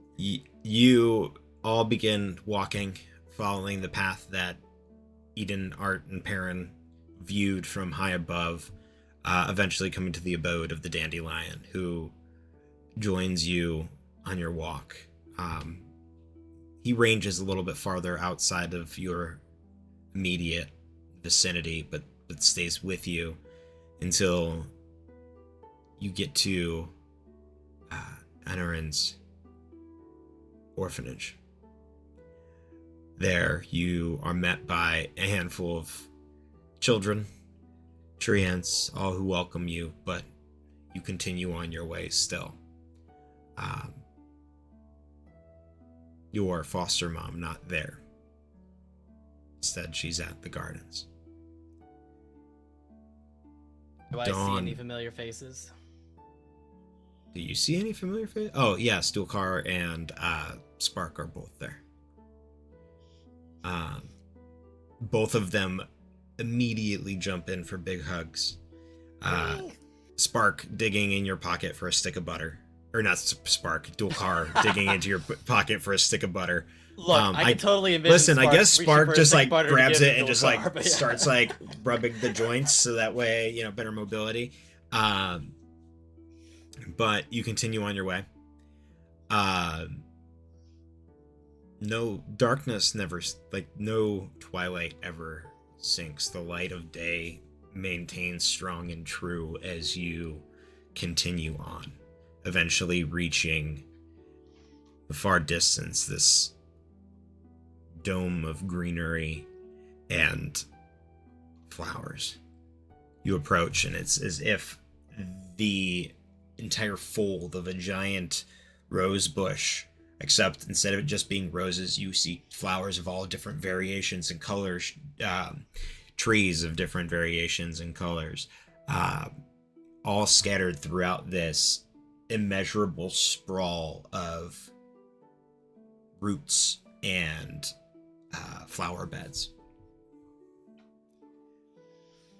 The gate in the center swings wide open, and you're led through this large outer garden to a small greenhouse. Maybe no more than 30 or so feet wide, about 20 or so high. As the doors swing open and you enter, first thing you are met with is it's a little bit more humid in here than the rest of the gardens. But you're met by Enerin sitting in one corner, like almost folded and sprawled inside this tiny room. With her, you see the Lord of Bones, the shard in one hand still, kind of pacing back and forth, the vial in the other. You see a small but beautifully dressed fey woman in a long, flowing green and golden gown, a crown resting upon her head. And last but not least, laying in a flower bed in the center, you can see the small goblin form of your sister, Ivy. Oak will give a small bow to Tatiana and then run immediately to Ivy. Is there a reason that we haven't? Points to the crystal, points to Ivy. The Lord of Bones, who's been holding it kind of nervously, looks to you, and I didn't. It wasn't my place to bring her back. I told you that I would take it and I would safeguard it, but it didn't feel right for me to be the one. Okay. I look at Enerin being like, with a sort of accusatory, okay, but you could have. Eden's going to slowly, will nod at the people that I have to, reluctantly, pulling in a Corvus attitude, and we'll just walk up behind Oak. Oak, I think it needs to be you, right? And, puts their hand on Oak's shoulder. Do it. Well, okay, no, you don't have to tell me twice. I just stab it into her chest. Oh god. Maybe you do have to tell me. You stab it into her chest? Is that what you said you did? I said that was a question. That's what I'm supposed to do. You could maybe try to place it in her mouth or something. I don't know if you're supposed to stab it. I don't really know how this works. The Lord of Bones indicates in a portion of her clothes where it looks like it had pierced originally. You could try there. There's no wound. There's scars, but Well, And I'm always here, so I can help in any way I can. yeah, maybe just have a healing spell on hand in case I up. Mark.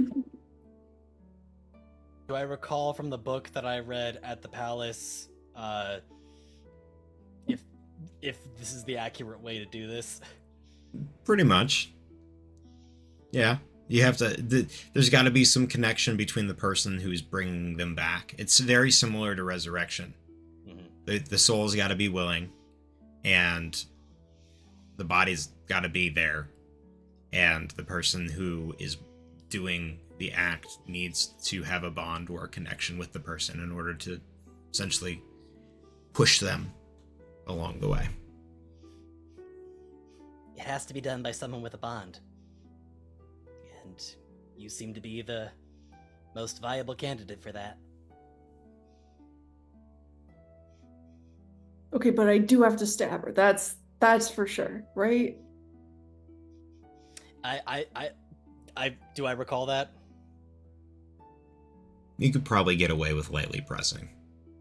Okay, I will start by pressing it where the initial entry wound was. All right, Ivy, I fulfilled my promise. We're both going home. So wake up. How do you urge Ivy? That's pretty much it. To That's what I awaken. said. That's all you say? Alright. You watch as the shard glows. Your hands glow with it. Your body gives off this faint, almost sun-like aura. This brief moment of golden light. The light fades. A moment. And then another moment. And then your sister wakes up and like goes to swing a punch and is about to connect it with your jaw before she realizes it's you. I thought I was gonna have to make a dodge roll. Or to take it. And as she's like sitting up and punching up, she pulls her swing and it just kind of just barely glances, like misses your chin. I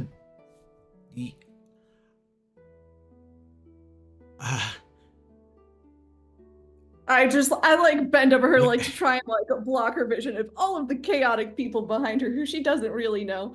Where You're back. Oak? Yeah. Where's Oh my god. where's she goes, I was on the beach? Yeah. Boy, it's been a long time since that happened, but I'm so glad you're back. And Yeah, I just pick her up and remember like hearing you. crush. And like it just immediately pulled in the okay. All right. Cool. Hey, are we still fighting people? I don't think I want to do that. I don't think I want to do that anymore. I like put her back and I'm like, my little barbarian sister doesn't want to fight people anymore. Wow. I mean, not anymore. Just like for a little while, maybe. Like, I don't yeah, know. you can take a break. Well, okay. Gosh, let's see. We're back in the Fae, and then I like What? look, it's Enerin. Oh, hey! And she like immediately like runs and jumps off the flower bed and like hugs the kneecap of Enerin. Okay, so we're here. Why are we here? I mean, I remember you talking to me through, like, I remember me being kind of floating. And you talking to me. Stabbed with a magic ice shard. Owlbear brought you here so that we could try and find a cure, and then I was also separately going on a journey to try and get help, and we are getting aid from our sister temple in Ecriom to come to the Isles. Gosh, I have no idea how things are going there. And then I went through the Fae to go to the Winter Court because you were stabbed with ice magic, and then maybe we killed the Winter Queen, got the crystal that stole your soul, and now we're here. Yeah, a lot happened while you were out. And then she like peeks over. Wait, you replaced me with? And she like jumps from Enerin and like runs over to Art. You replaced me with that? You were never replaced. We got thrown into a cell together though, and we like busted out together, and that's how I met everybody here. Oh, you for real? You fought tooth and nail for your freedom out of a prison? Your sister is very strong. Yeah, maybe.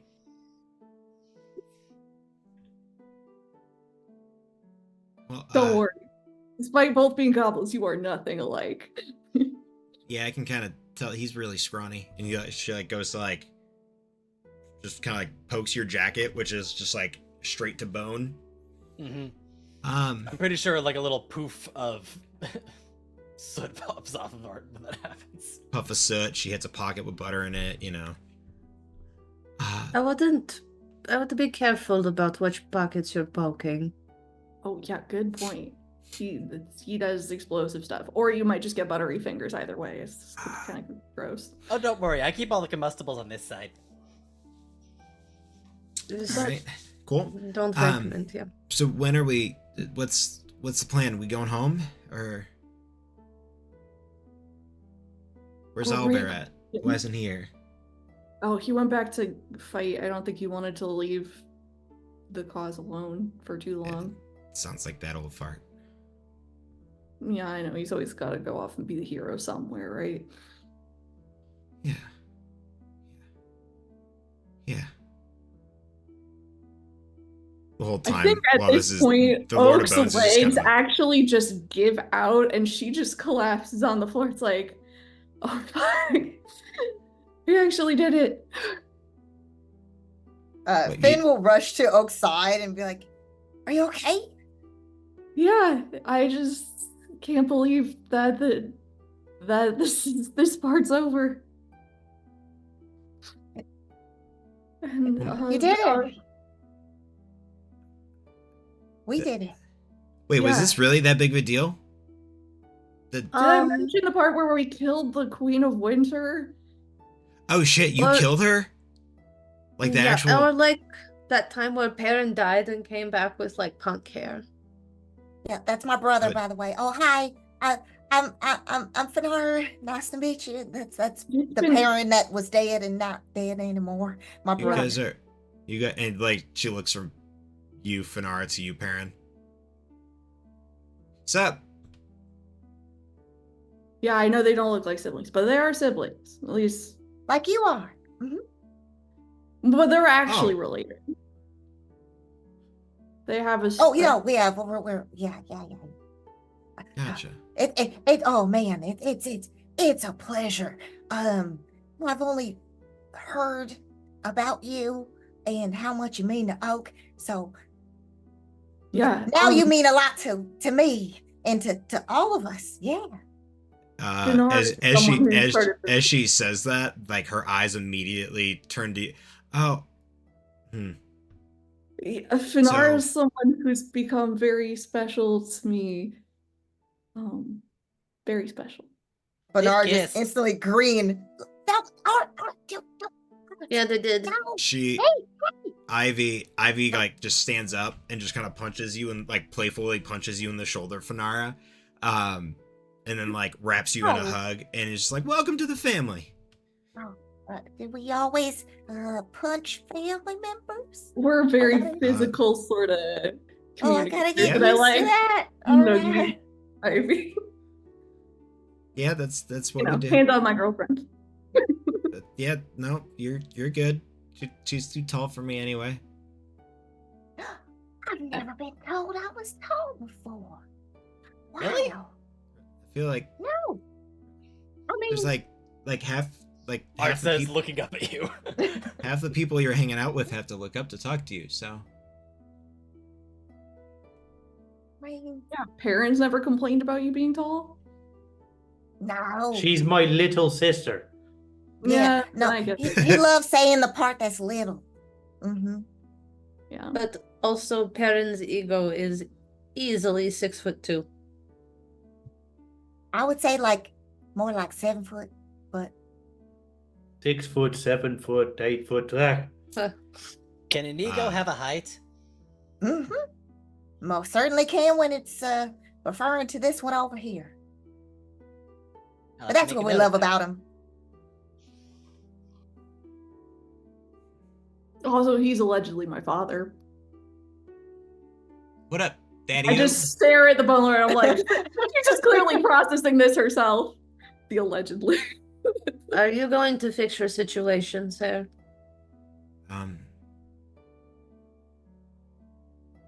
Yeah, I was going to. Do you need help? I mean, yeah, I don't know, I figured, oh, what the fuck? And he just like throws that on the ground and it shatters at his feet, and this blinding light, like the power of 1,000 suns, shines. Your vision all fades to white for a moment, and then it slowly starts to dim until you see before you a figure standing about a head shorter than the Lord of Bones had stood, so just under 6 foot, wreathed in this golden light. What is it? Not quite a tiara, but a headband of almost sun-like rays above the head, wearing a long flowing white robe laced in gold trim, bits of sylvan written in some of the, like, in places where the script would be. In one hand you can see a golden harp, and another a long kind of flowing scroll that looks like almost as if it would go on forever if it were allowed. On his feet, he wears these two almost like Romanesque style sandals that lined up to golden bracers on the shin. And then where the forearms are, you can see adorned with golds and silvers, and his hands covered in golden rings.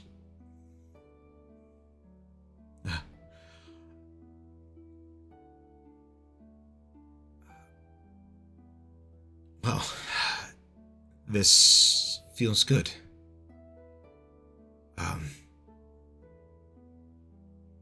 He immediately turns to you, Perrin.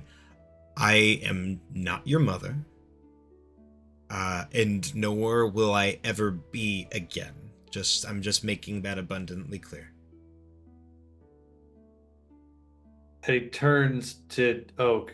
You're like fairly light-hearted for the most part, so you must get your sense of humor from your mother.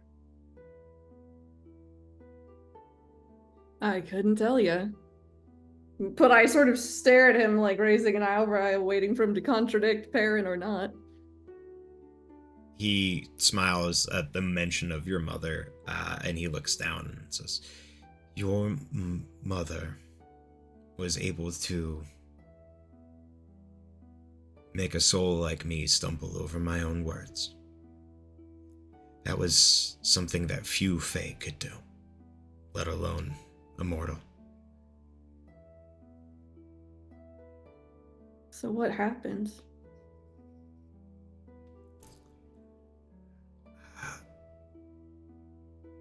We met, and we courted for a time. We eventually wed and had you. And being a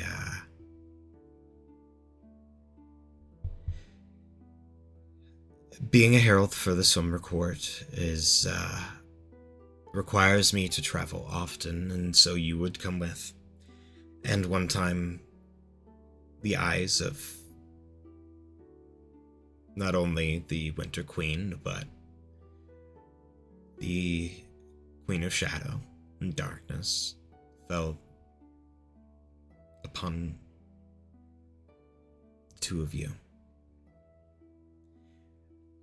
They wished to get a leg up on me and threatened the two of you and made a deal with them to bind my...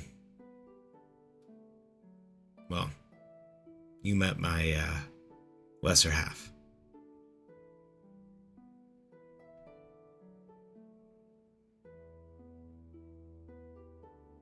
Made a deal to serve with them to protect the two of you. And it didn't turn out quite like I thought. Eden puts a tally mark, like, in the air. looking at Oak. Which side is that? I don't understand. You know, it doesn't matter.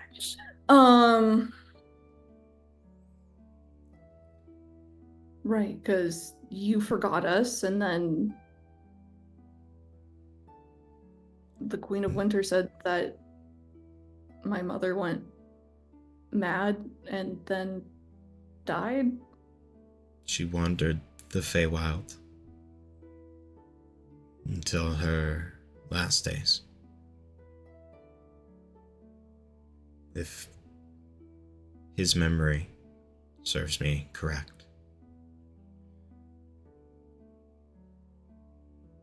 I look at Enric. You don't know how I ended up with you, right? That was true, because I think you said you didn't know. She looks and she says, we found you as a child, alone, and we brought you to the orphanage and raised you. Yes, that's all true.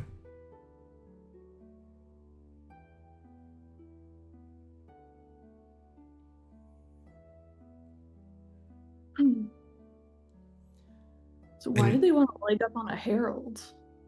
I mean, you look powerful, I guess. I am.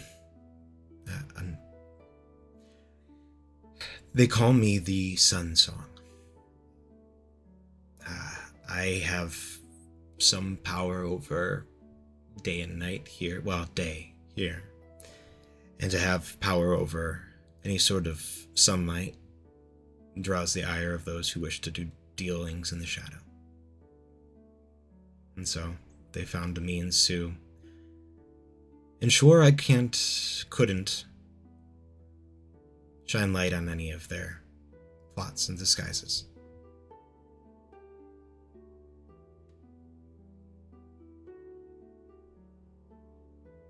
So what are you gonna do now? I don't know if you've thought that far. You've only had a few minutes, I guess. I was hoping to be able to spend time with you.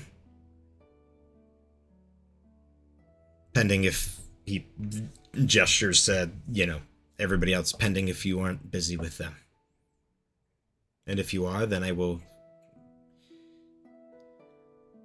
I'll see about righting some of the wrong I did. Well, feel like my social calendar is getting full. I mean, there's still the war back home, I assume, and then more, even as pressing is, I promised Eden that we were going to go around the courts and see for ourselves what it's like here. We could do a bit of both. The second No. one, certainly, perhaps you could tag along. We could. I would love to escort you through.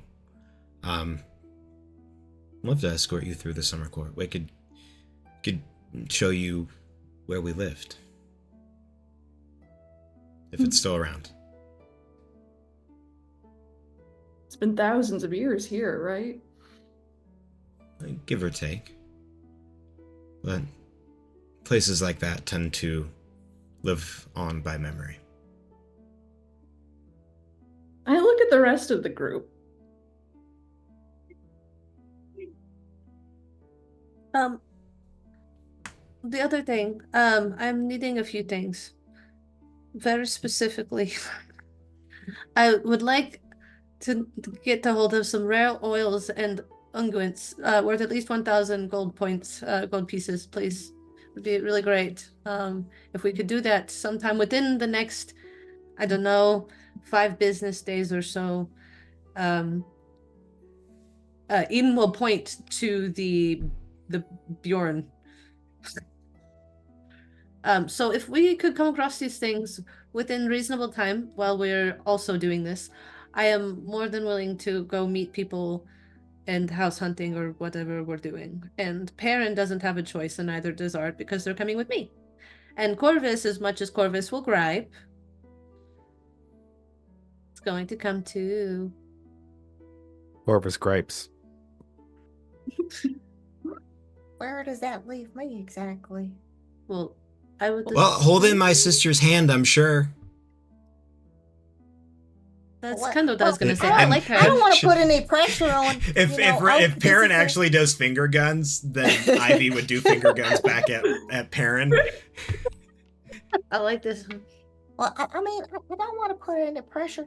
Oh, this is like a family reunion. You know, you might want to spend more time. with Og your- is just gonna like pick you up and like bring you closer. Oh, I'm not ready to let you go. Quick question: who has the stone? Which The sending, stone? the sending stone. Oh. Which one? Oh, the hail one. the, That's the I hail have. one. Corvus that has it because he fucking took it from Eden. Yeah, Um, and Eden Corvus, doesn't get it back. you hear. Hey, Eden. Don't know where you guys are at, but think you guys should come back to the tower at some point. There's something you guys need to see. It's kind of big.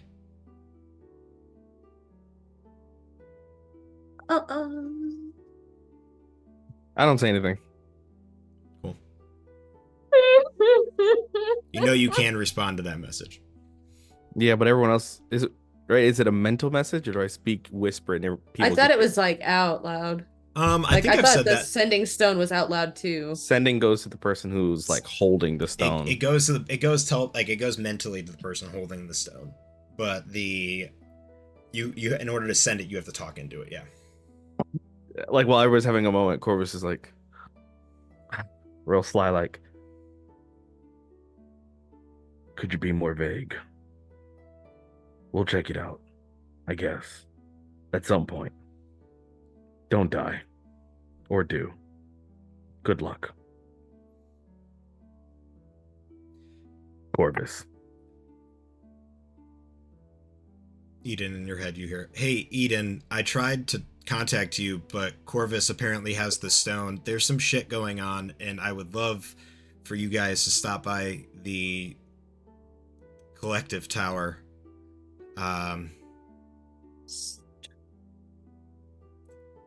There's some stuff going on. I think I said that already. All right, cool. Bye. Don't let Corvus hold the stone anymore." Okay, I can do this. I'll get it back. You know how Corvus is. Hope everything's okay. You probably shouldn't die. I also hope it's not my fault. Also, we miss you. Corvus! What? Why is Hale sending you messages in my head and not through the stone? Because he chose to send a message to you and not through the stone. He said that he tried to message you and you didn't respond. I did respond. He didn't like it. It's not my problem. Anyways, just so we all know, before we get too hard into anything, Hale said, which you could meet Hale. We have a lot we've got to go do together, but Hale wants us to check something out at the tower. Yeah, you probably broke something. I don't think it was me, or I think he would say something. You mean like send us a message about it? They did seem to specifically reach out to you. Yeah. But that's also because, like, Hale knows I'll message back, and also I had the stone first, to be fair, and also if you responded, I would reach out to me too, no offense. Sure. You broke something. I get it. I didn't... No, I did...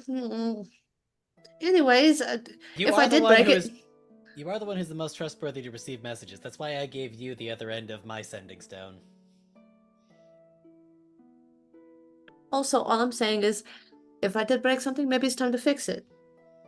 We could bring Ivy. And Sure. also, you know, Hale's been doing lots of research. We could maybe see what the hell is going on since we've been gone and kind of formulate the plan. And Hale has all kinds of magic. Maybe we can poof all over the place now. They also still owe me a boomerang.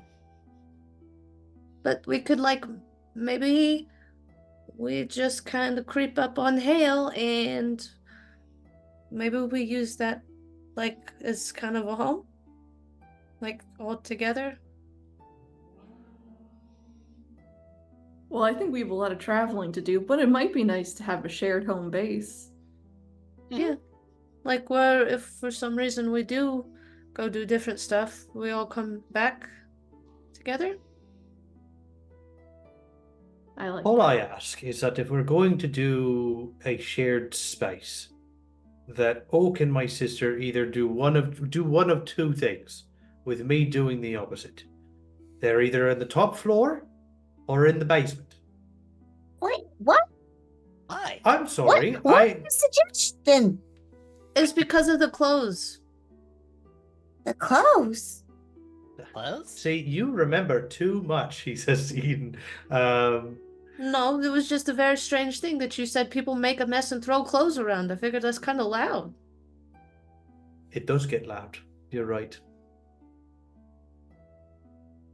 Why would are people you get I loud mean, when Oak throwing is clothes like around? looking at Finn. Ivy is trying her hardest not to laugh because she understands perfectly what you're saying, Perrin. I'm gonna say Oak does not look embarrassed by this, but she is kind of grinning at Finara. No, Finn's face is like, it's like Ugh. so deep green. It's Turns to like almost Art Hunter as- at this point. Hunter green cheeks, We- just fully. Eden is looking at Art very confused. Art is looking equally confused. So what is? Are we making Let's go to plans Hale. or? Yes, let's go to Hale and get smart, and then we tour the Feywild together, and we. Oh, wait. Mm, hi, Sam, Cleo. Real quick, are you alive?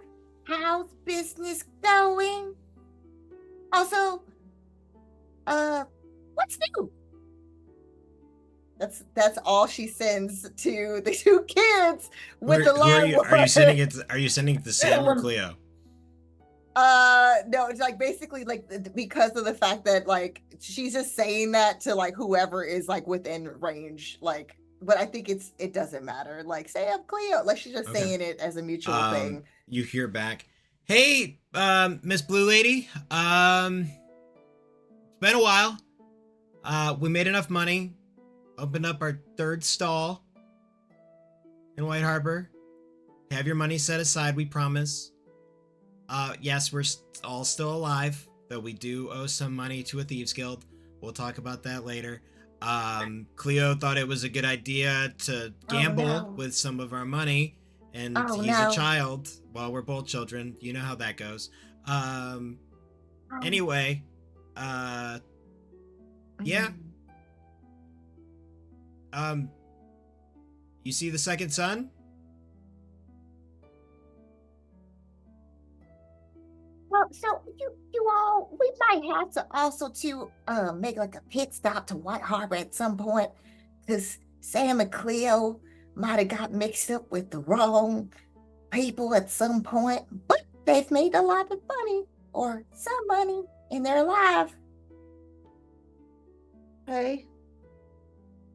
Okay, but really, let's go see Hale. We still need to go to the tiers, yes? Art. Well, yes, there's still some stuff there I'd love to be able to see as well. Let's do it. Let's go see Hale. He can poof us there, maybe. Second son. What? What? No, never mind. Let's keep going. Okay. Anyways, for Hale to message back to back is also concerning to me, because usually Hale ignores my messages.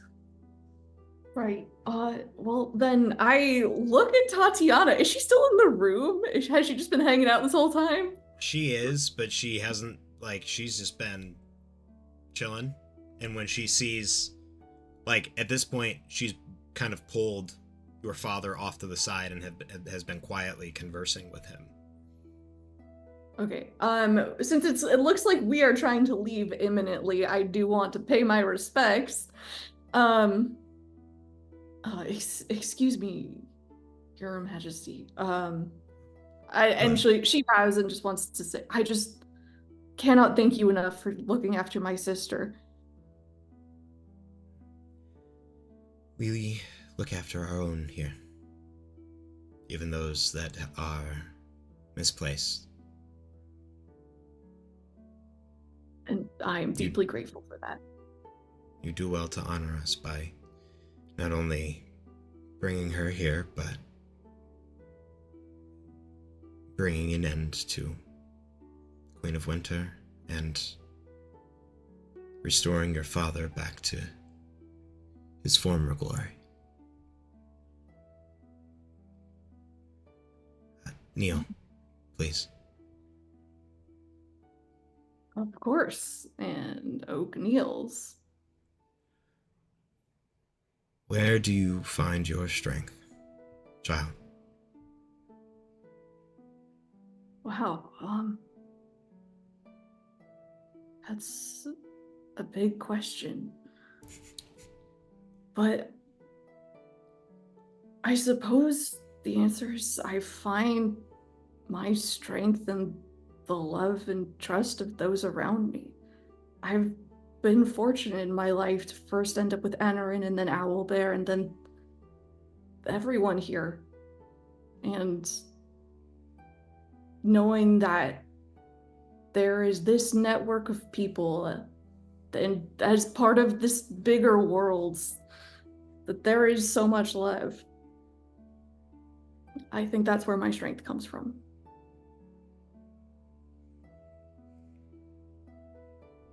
She smiles. Now this is getting Oak to blush. She feels very vulnerable. She reaches down, or well, you kneeling is about how tall she is, tall. But she moves her hand across your face and then places her hand on your shoulder. There are many hardships and trials in life. This is but one of many.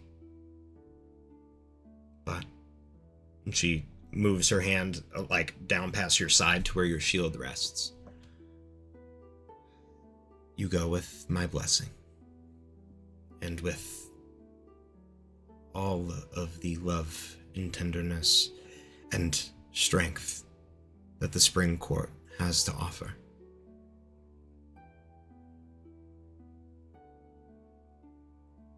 Be what inspires you to others. If your friends are the ones that keep you going, be that for them. And as she pulls away, your shield gets a little heavier. And as you look, where originally you had just kind of those coiling flowers and like ribbons of like vines and stuff, turns into its own, like it turns into a small flower bush that is just blooming and growing on your shield itself. Oh. Thank you. Do you honor me? You honor us. She bows and looks up at your father and says, I'll be inside. My husband will be excited to speak with you once you're done here. And your father almost just straightens himself even taller and says, right. Turns to you and we'll find time. Yeah. You go back to Lord Oberon, and I'll just do a quick pop over to the material plane to see how things are going.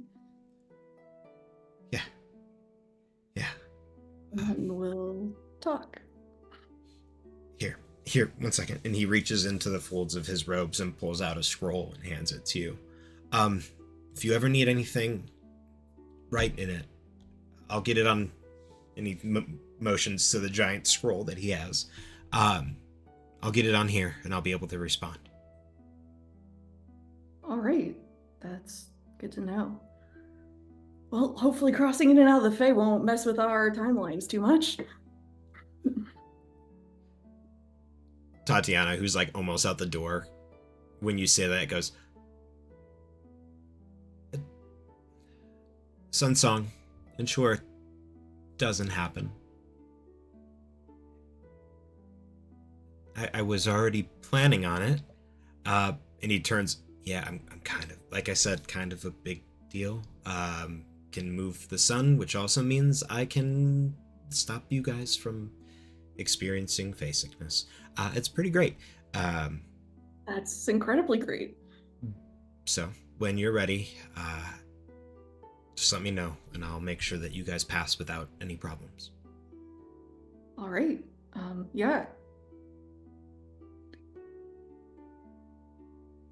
Hi, bye, Anarin. I think we need to go now.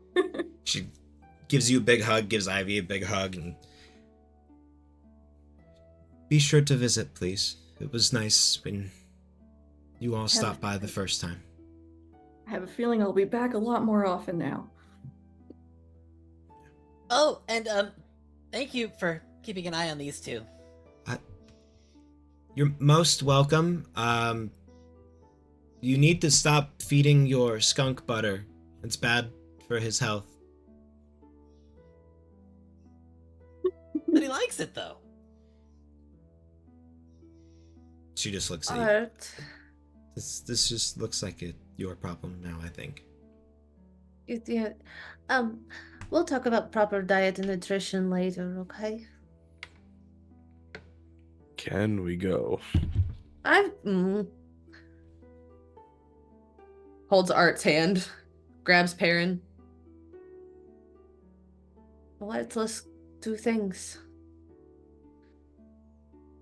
Puts Dukar into his cozy little pack. Makes sure that Spark is not far behind. Takes Eden's hand.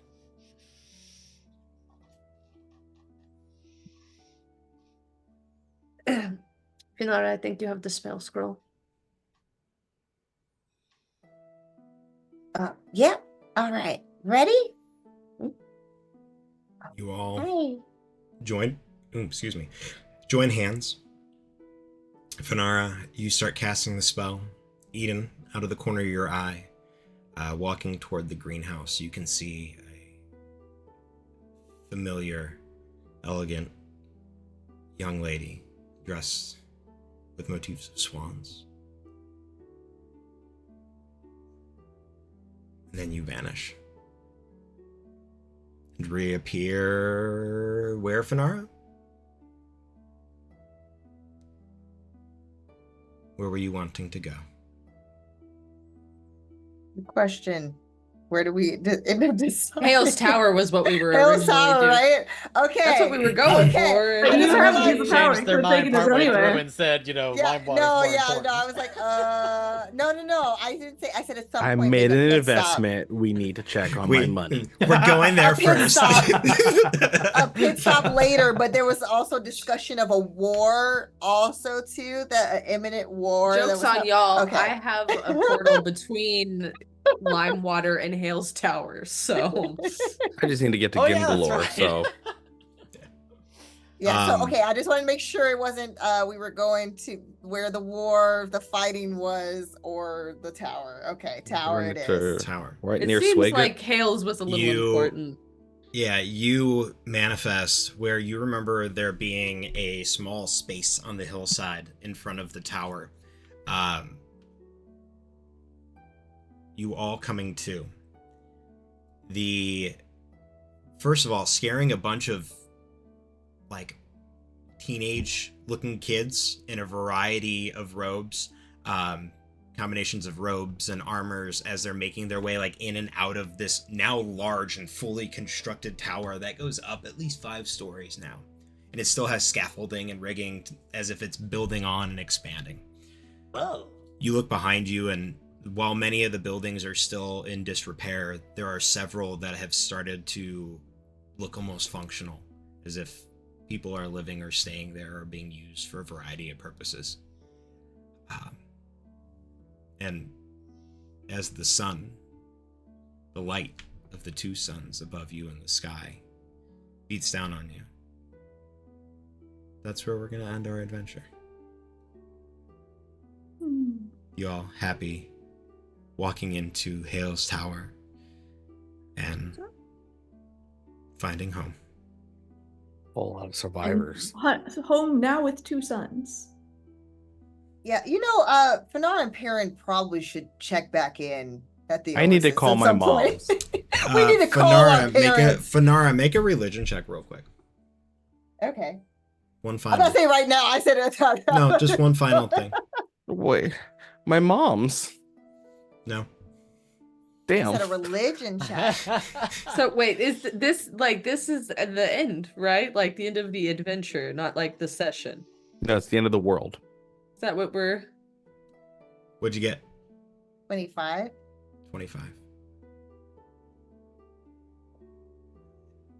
A brief. As you're walking inside, 2 suns. Huh. 2 suns.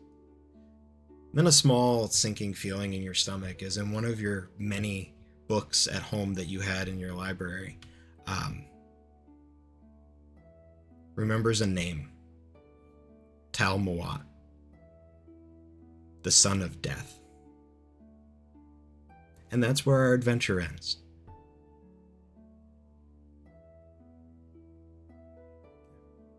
Thank you guys for joining us. This is where the tale, or the ballad of the Barefoot Bandits, as I've been calling it to myself, even though the party has not ever named themselves the Barefoot Bandits, other than what we've been calling them amongst ourselves. Never once. But the ballad of the Barefoot Bandits is coming to a close for now. Thank you guys for joining us. You guys are awesome. I can only speak for myself. One, those of you who took the time to come and watch us and hang out with us and deal with the bullshittery that is this group alongside me, thank you very much. Means a lot. Thank you to my wonderful friends. Taryn, get that off your fucking face. Thank you to my wonderful friends who have been with me on this journey for almost 4 years now. Yeah. It's crazy to think how far we've come. And not enough deaths. I mean, Yeah. there was just a mention of a son of death. What more can you ask for? I went Just down my cousin. twice, guys. Okay. Just your I got a cousin. messed up family. Look. Hey, auntie. No. Hey, Auntie. But yeah, we're gonna quickly go around the horn. Let everybody sign off one more time. And then we'll close the inn for the night. Not for good. Just for a little bit. I'm Taryn, but that doesn't really matter. I'm at Valrook on the socials. That's fine. I just want to point out one thing that is absolutely happening is No, you Steinmetz is can't point going it to out. be Continue. goddamn reincarnated. Okay. Nope, got a death Steiner- too. Oh yeah, you know what? While we're here, Let's roll for it. did get all of the materials and blah blah blah blah blah. So you Okay. can blah blah blah. Okay, that's all I want is the Bjorn plant to come back as Steinrith because goddamn justice for Steinrith because fuck a Fey prince. Can we roll for And what? Roll also, for it. I mean, if you want to No. roll a D100 and leave it to the fates, then do it. Isn't that how? no, I'll let Megan It roll is it. how it We'll put it in works. chat. All I right. just want to let Megan have some kind of I'm rolling for it anyway. You can't stop me. but anyway, no. Also, in case you're wondering, yes, Eden has decided it's way more fun to let Lyran hang out in there, and we're gonna decide when Eden's ready for things to happen. But yeah, no, you can catch me in general on Mondays playing a good old boy sport in the world of Fallout over on Modifius Twitch. In the meantime, do follow socials and Red Hair Inn and things because we are working on writing projects and other things that are coming through the woodworks. Working on coming out of Dice hiatus, which is nice. Just had to get new molds because winter killed all of my molds. It's fun how that works. Yeah, no, I had an absolute blast. I love the characters that everybody brought to this table. And honestly, this group especially is just comprised of some of my most favorite as fucking people that walk this planet. And I can never be grateful enough for you guys in general. And as that being said, it is this is not our last adventure together. This is just until we're decide to be fuckasseries all over again at the table. But yeah, each and every one of you are absolutely loved and absolutely necessary in my life. So, and I would also like to thank everybody for watching, because balls. And now I'm going to put Because on my mustache so I balls. don't cry. Oh, because balls. She said it. Oh. Um. As 1/3 of my my thruple has stated, we are a fantastic group of friends, and I could not be happier to have gone on this adventure with anyone else. And you all make this time together so wonderful.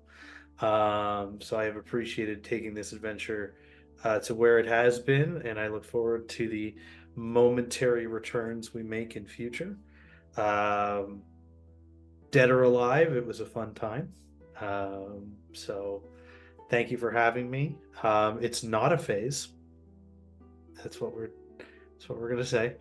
I am one half of Dragon Rock RPG Design, with me and my best friend, compatriot, compadre, Daniel Lieberman.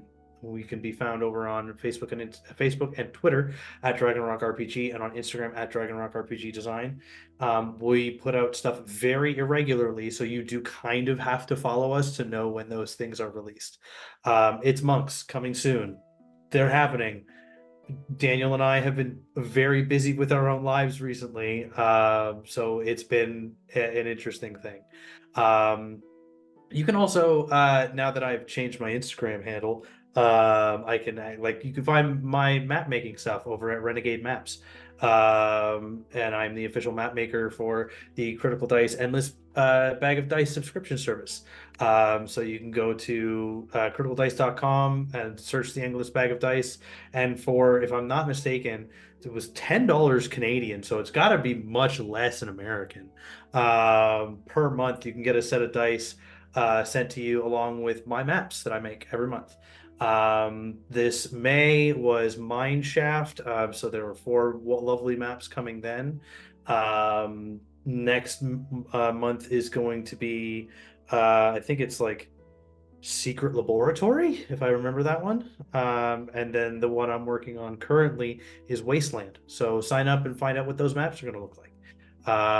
That'd be great. I would greatly appreciate that. You can also go to Start Playing Games and find Kevin Quota, who's playing effectively Kaiju Clash Mythical Melee, and play kaijus that Daniel and I created. Have fun fighting your friends for like 3 to 4 hours as monsters that you wouldn't normally actually get to play as. Other than that, I love the 6 of you so very much. Being able to share table space digitally with you has been one of my greatest joys. Finding you all, or stumbling upon you all many moons ago, I will forever be grateful. And I continue to hold every session that we have in my heart. From a school full of fucking angsty wizards to today, where I myself continue to strive to be the greatest bard in all of Ecriom. Thank you for coming on this ride with me.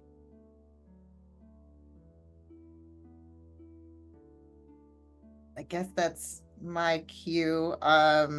I am not good at any type of outros or goodbyes, so we'll see how this goes. I am Utahime. You can find me on the socials at UTAHIME, Utahime Cosplay, everywhere except on the app formerly known as Twitter.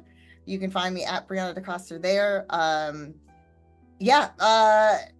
This has been so meaningful for me. I was a wee baby who had only played RuneQuest and didn't know a lot about Dungeons and Dragons or many tabletop games, and to have been able to find just a place where I was accepted and felt welcome a table that showed me love, especially during a time where for us, during the pandemic, it was for a lot of us, it was not good times, but there was still these wonderful moments that I will always like hold dear and near to my heart.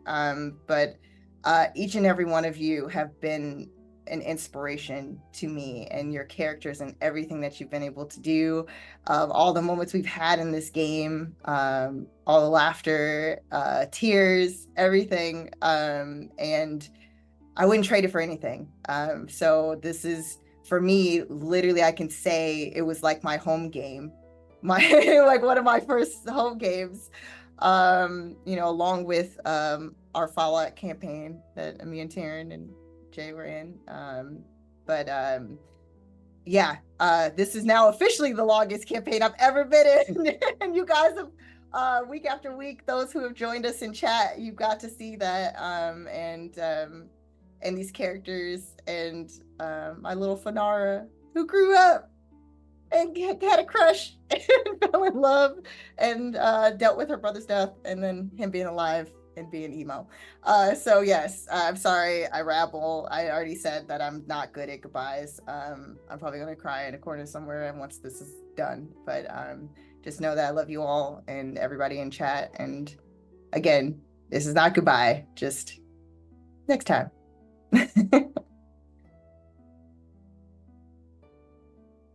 Well, that's an awful lot for me to have to follow up on between the amazing words that have and well wishes that have just been shared. But hi everyone, I'm Eddie, known humbly across the interwebs as your humble discount bard, who has been in the midst of a personal growth journey and working on myself, and has slowly but surely been working his way back towards finding his little nook of the interwebs. But in the meanwhile, the one thing that has remained constant throughout all of that, even in the midst of my own absence from my own content creation journey, has been this game, which has been a staple and something that I have truly cherished over the course of the... God, how many years has it been at this point? Has it really been 4 years? Criminy. In 84 years. It's been 84 years. But in all seriousness, Art has been a character that has always been very near and dear and special to my heart, and it has been an absolute privilege to get to have him at this table and share this journey with all of you. And it is even more so an absolute honor and privilege to get to play and tell such amazing stories with a lot of you. I have been in many adventures with many of you in many different worlds, in many different stories, in many different chapters, but I have absolutely cherished every single one of them.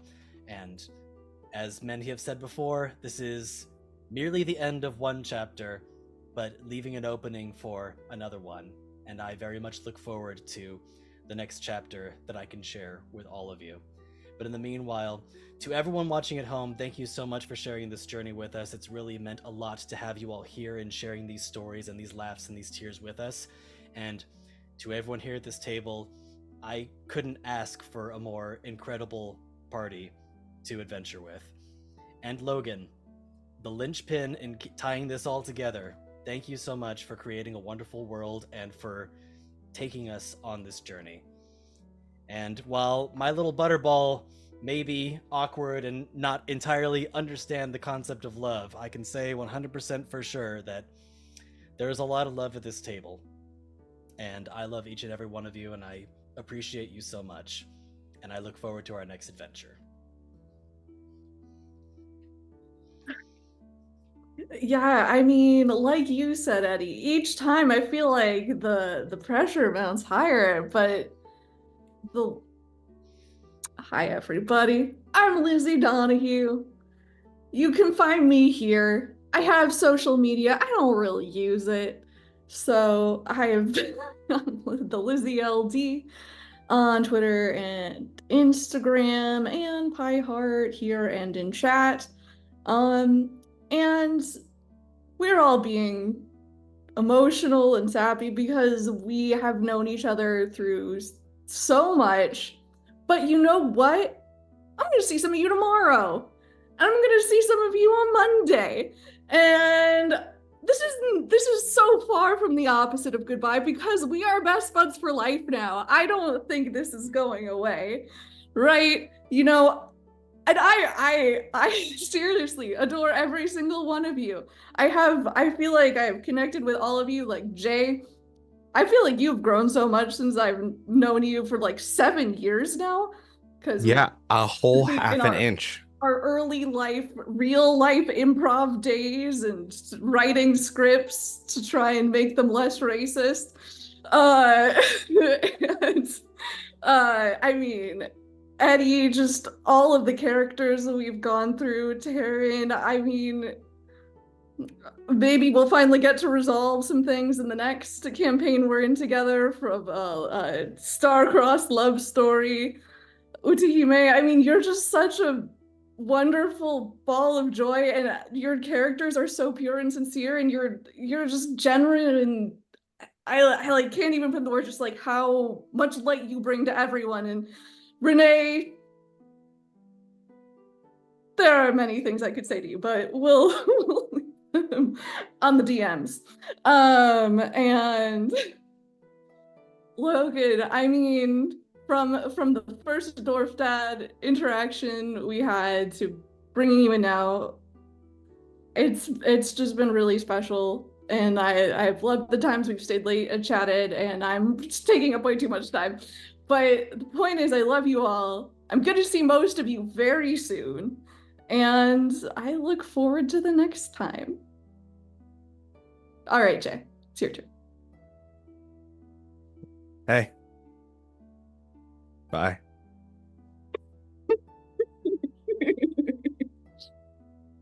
I'm known for saying too many words, so I'm trying to not be that person.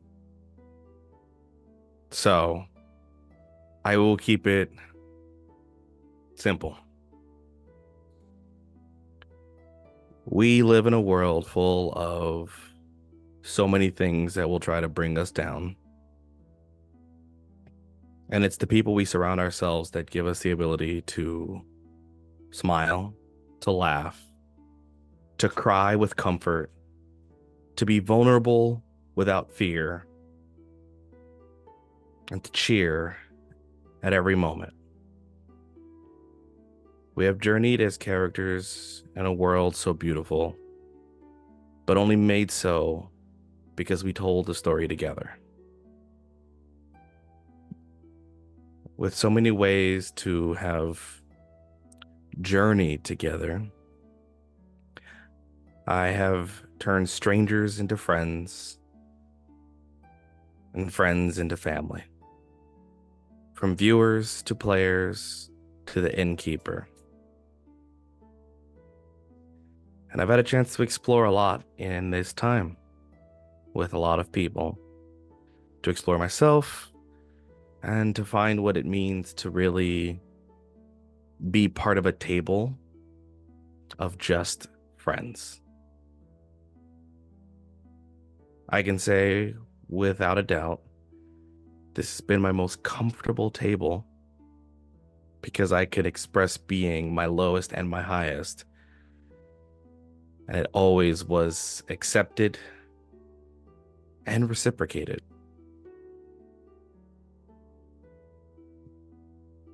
But this show is lightning, and it should strike twice. So until the next storm brews, watch the rainbow and enjoy the days.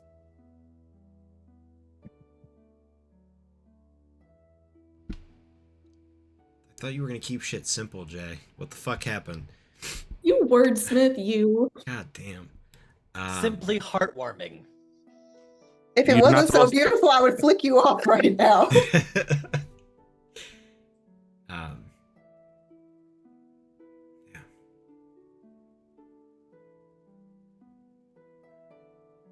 I don't know. I'm trying to think of shit to say, and y'all have said it all, honestly. It's... As a GM, being able to watch you guys just take the ball and run with it. like to do everything that you guys have done.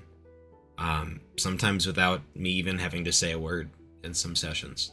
Like those honestly were my favorite, just watching you guys grow as characters and as a party. And I don't know, I couldn't have imagined doing this with anybody else for as long as we have. And it means a lot that you guys are all here. You guys all will continue to be here. Because like Lizzie said, none of us are really going anywhere. We're just like, yeah, one chapter ends, the next begins. So until our next chapter begins, stay safe, friends, and remember, adventure awaits. Good night, everybody.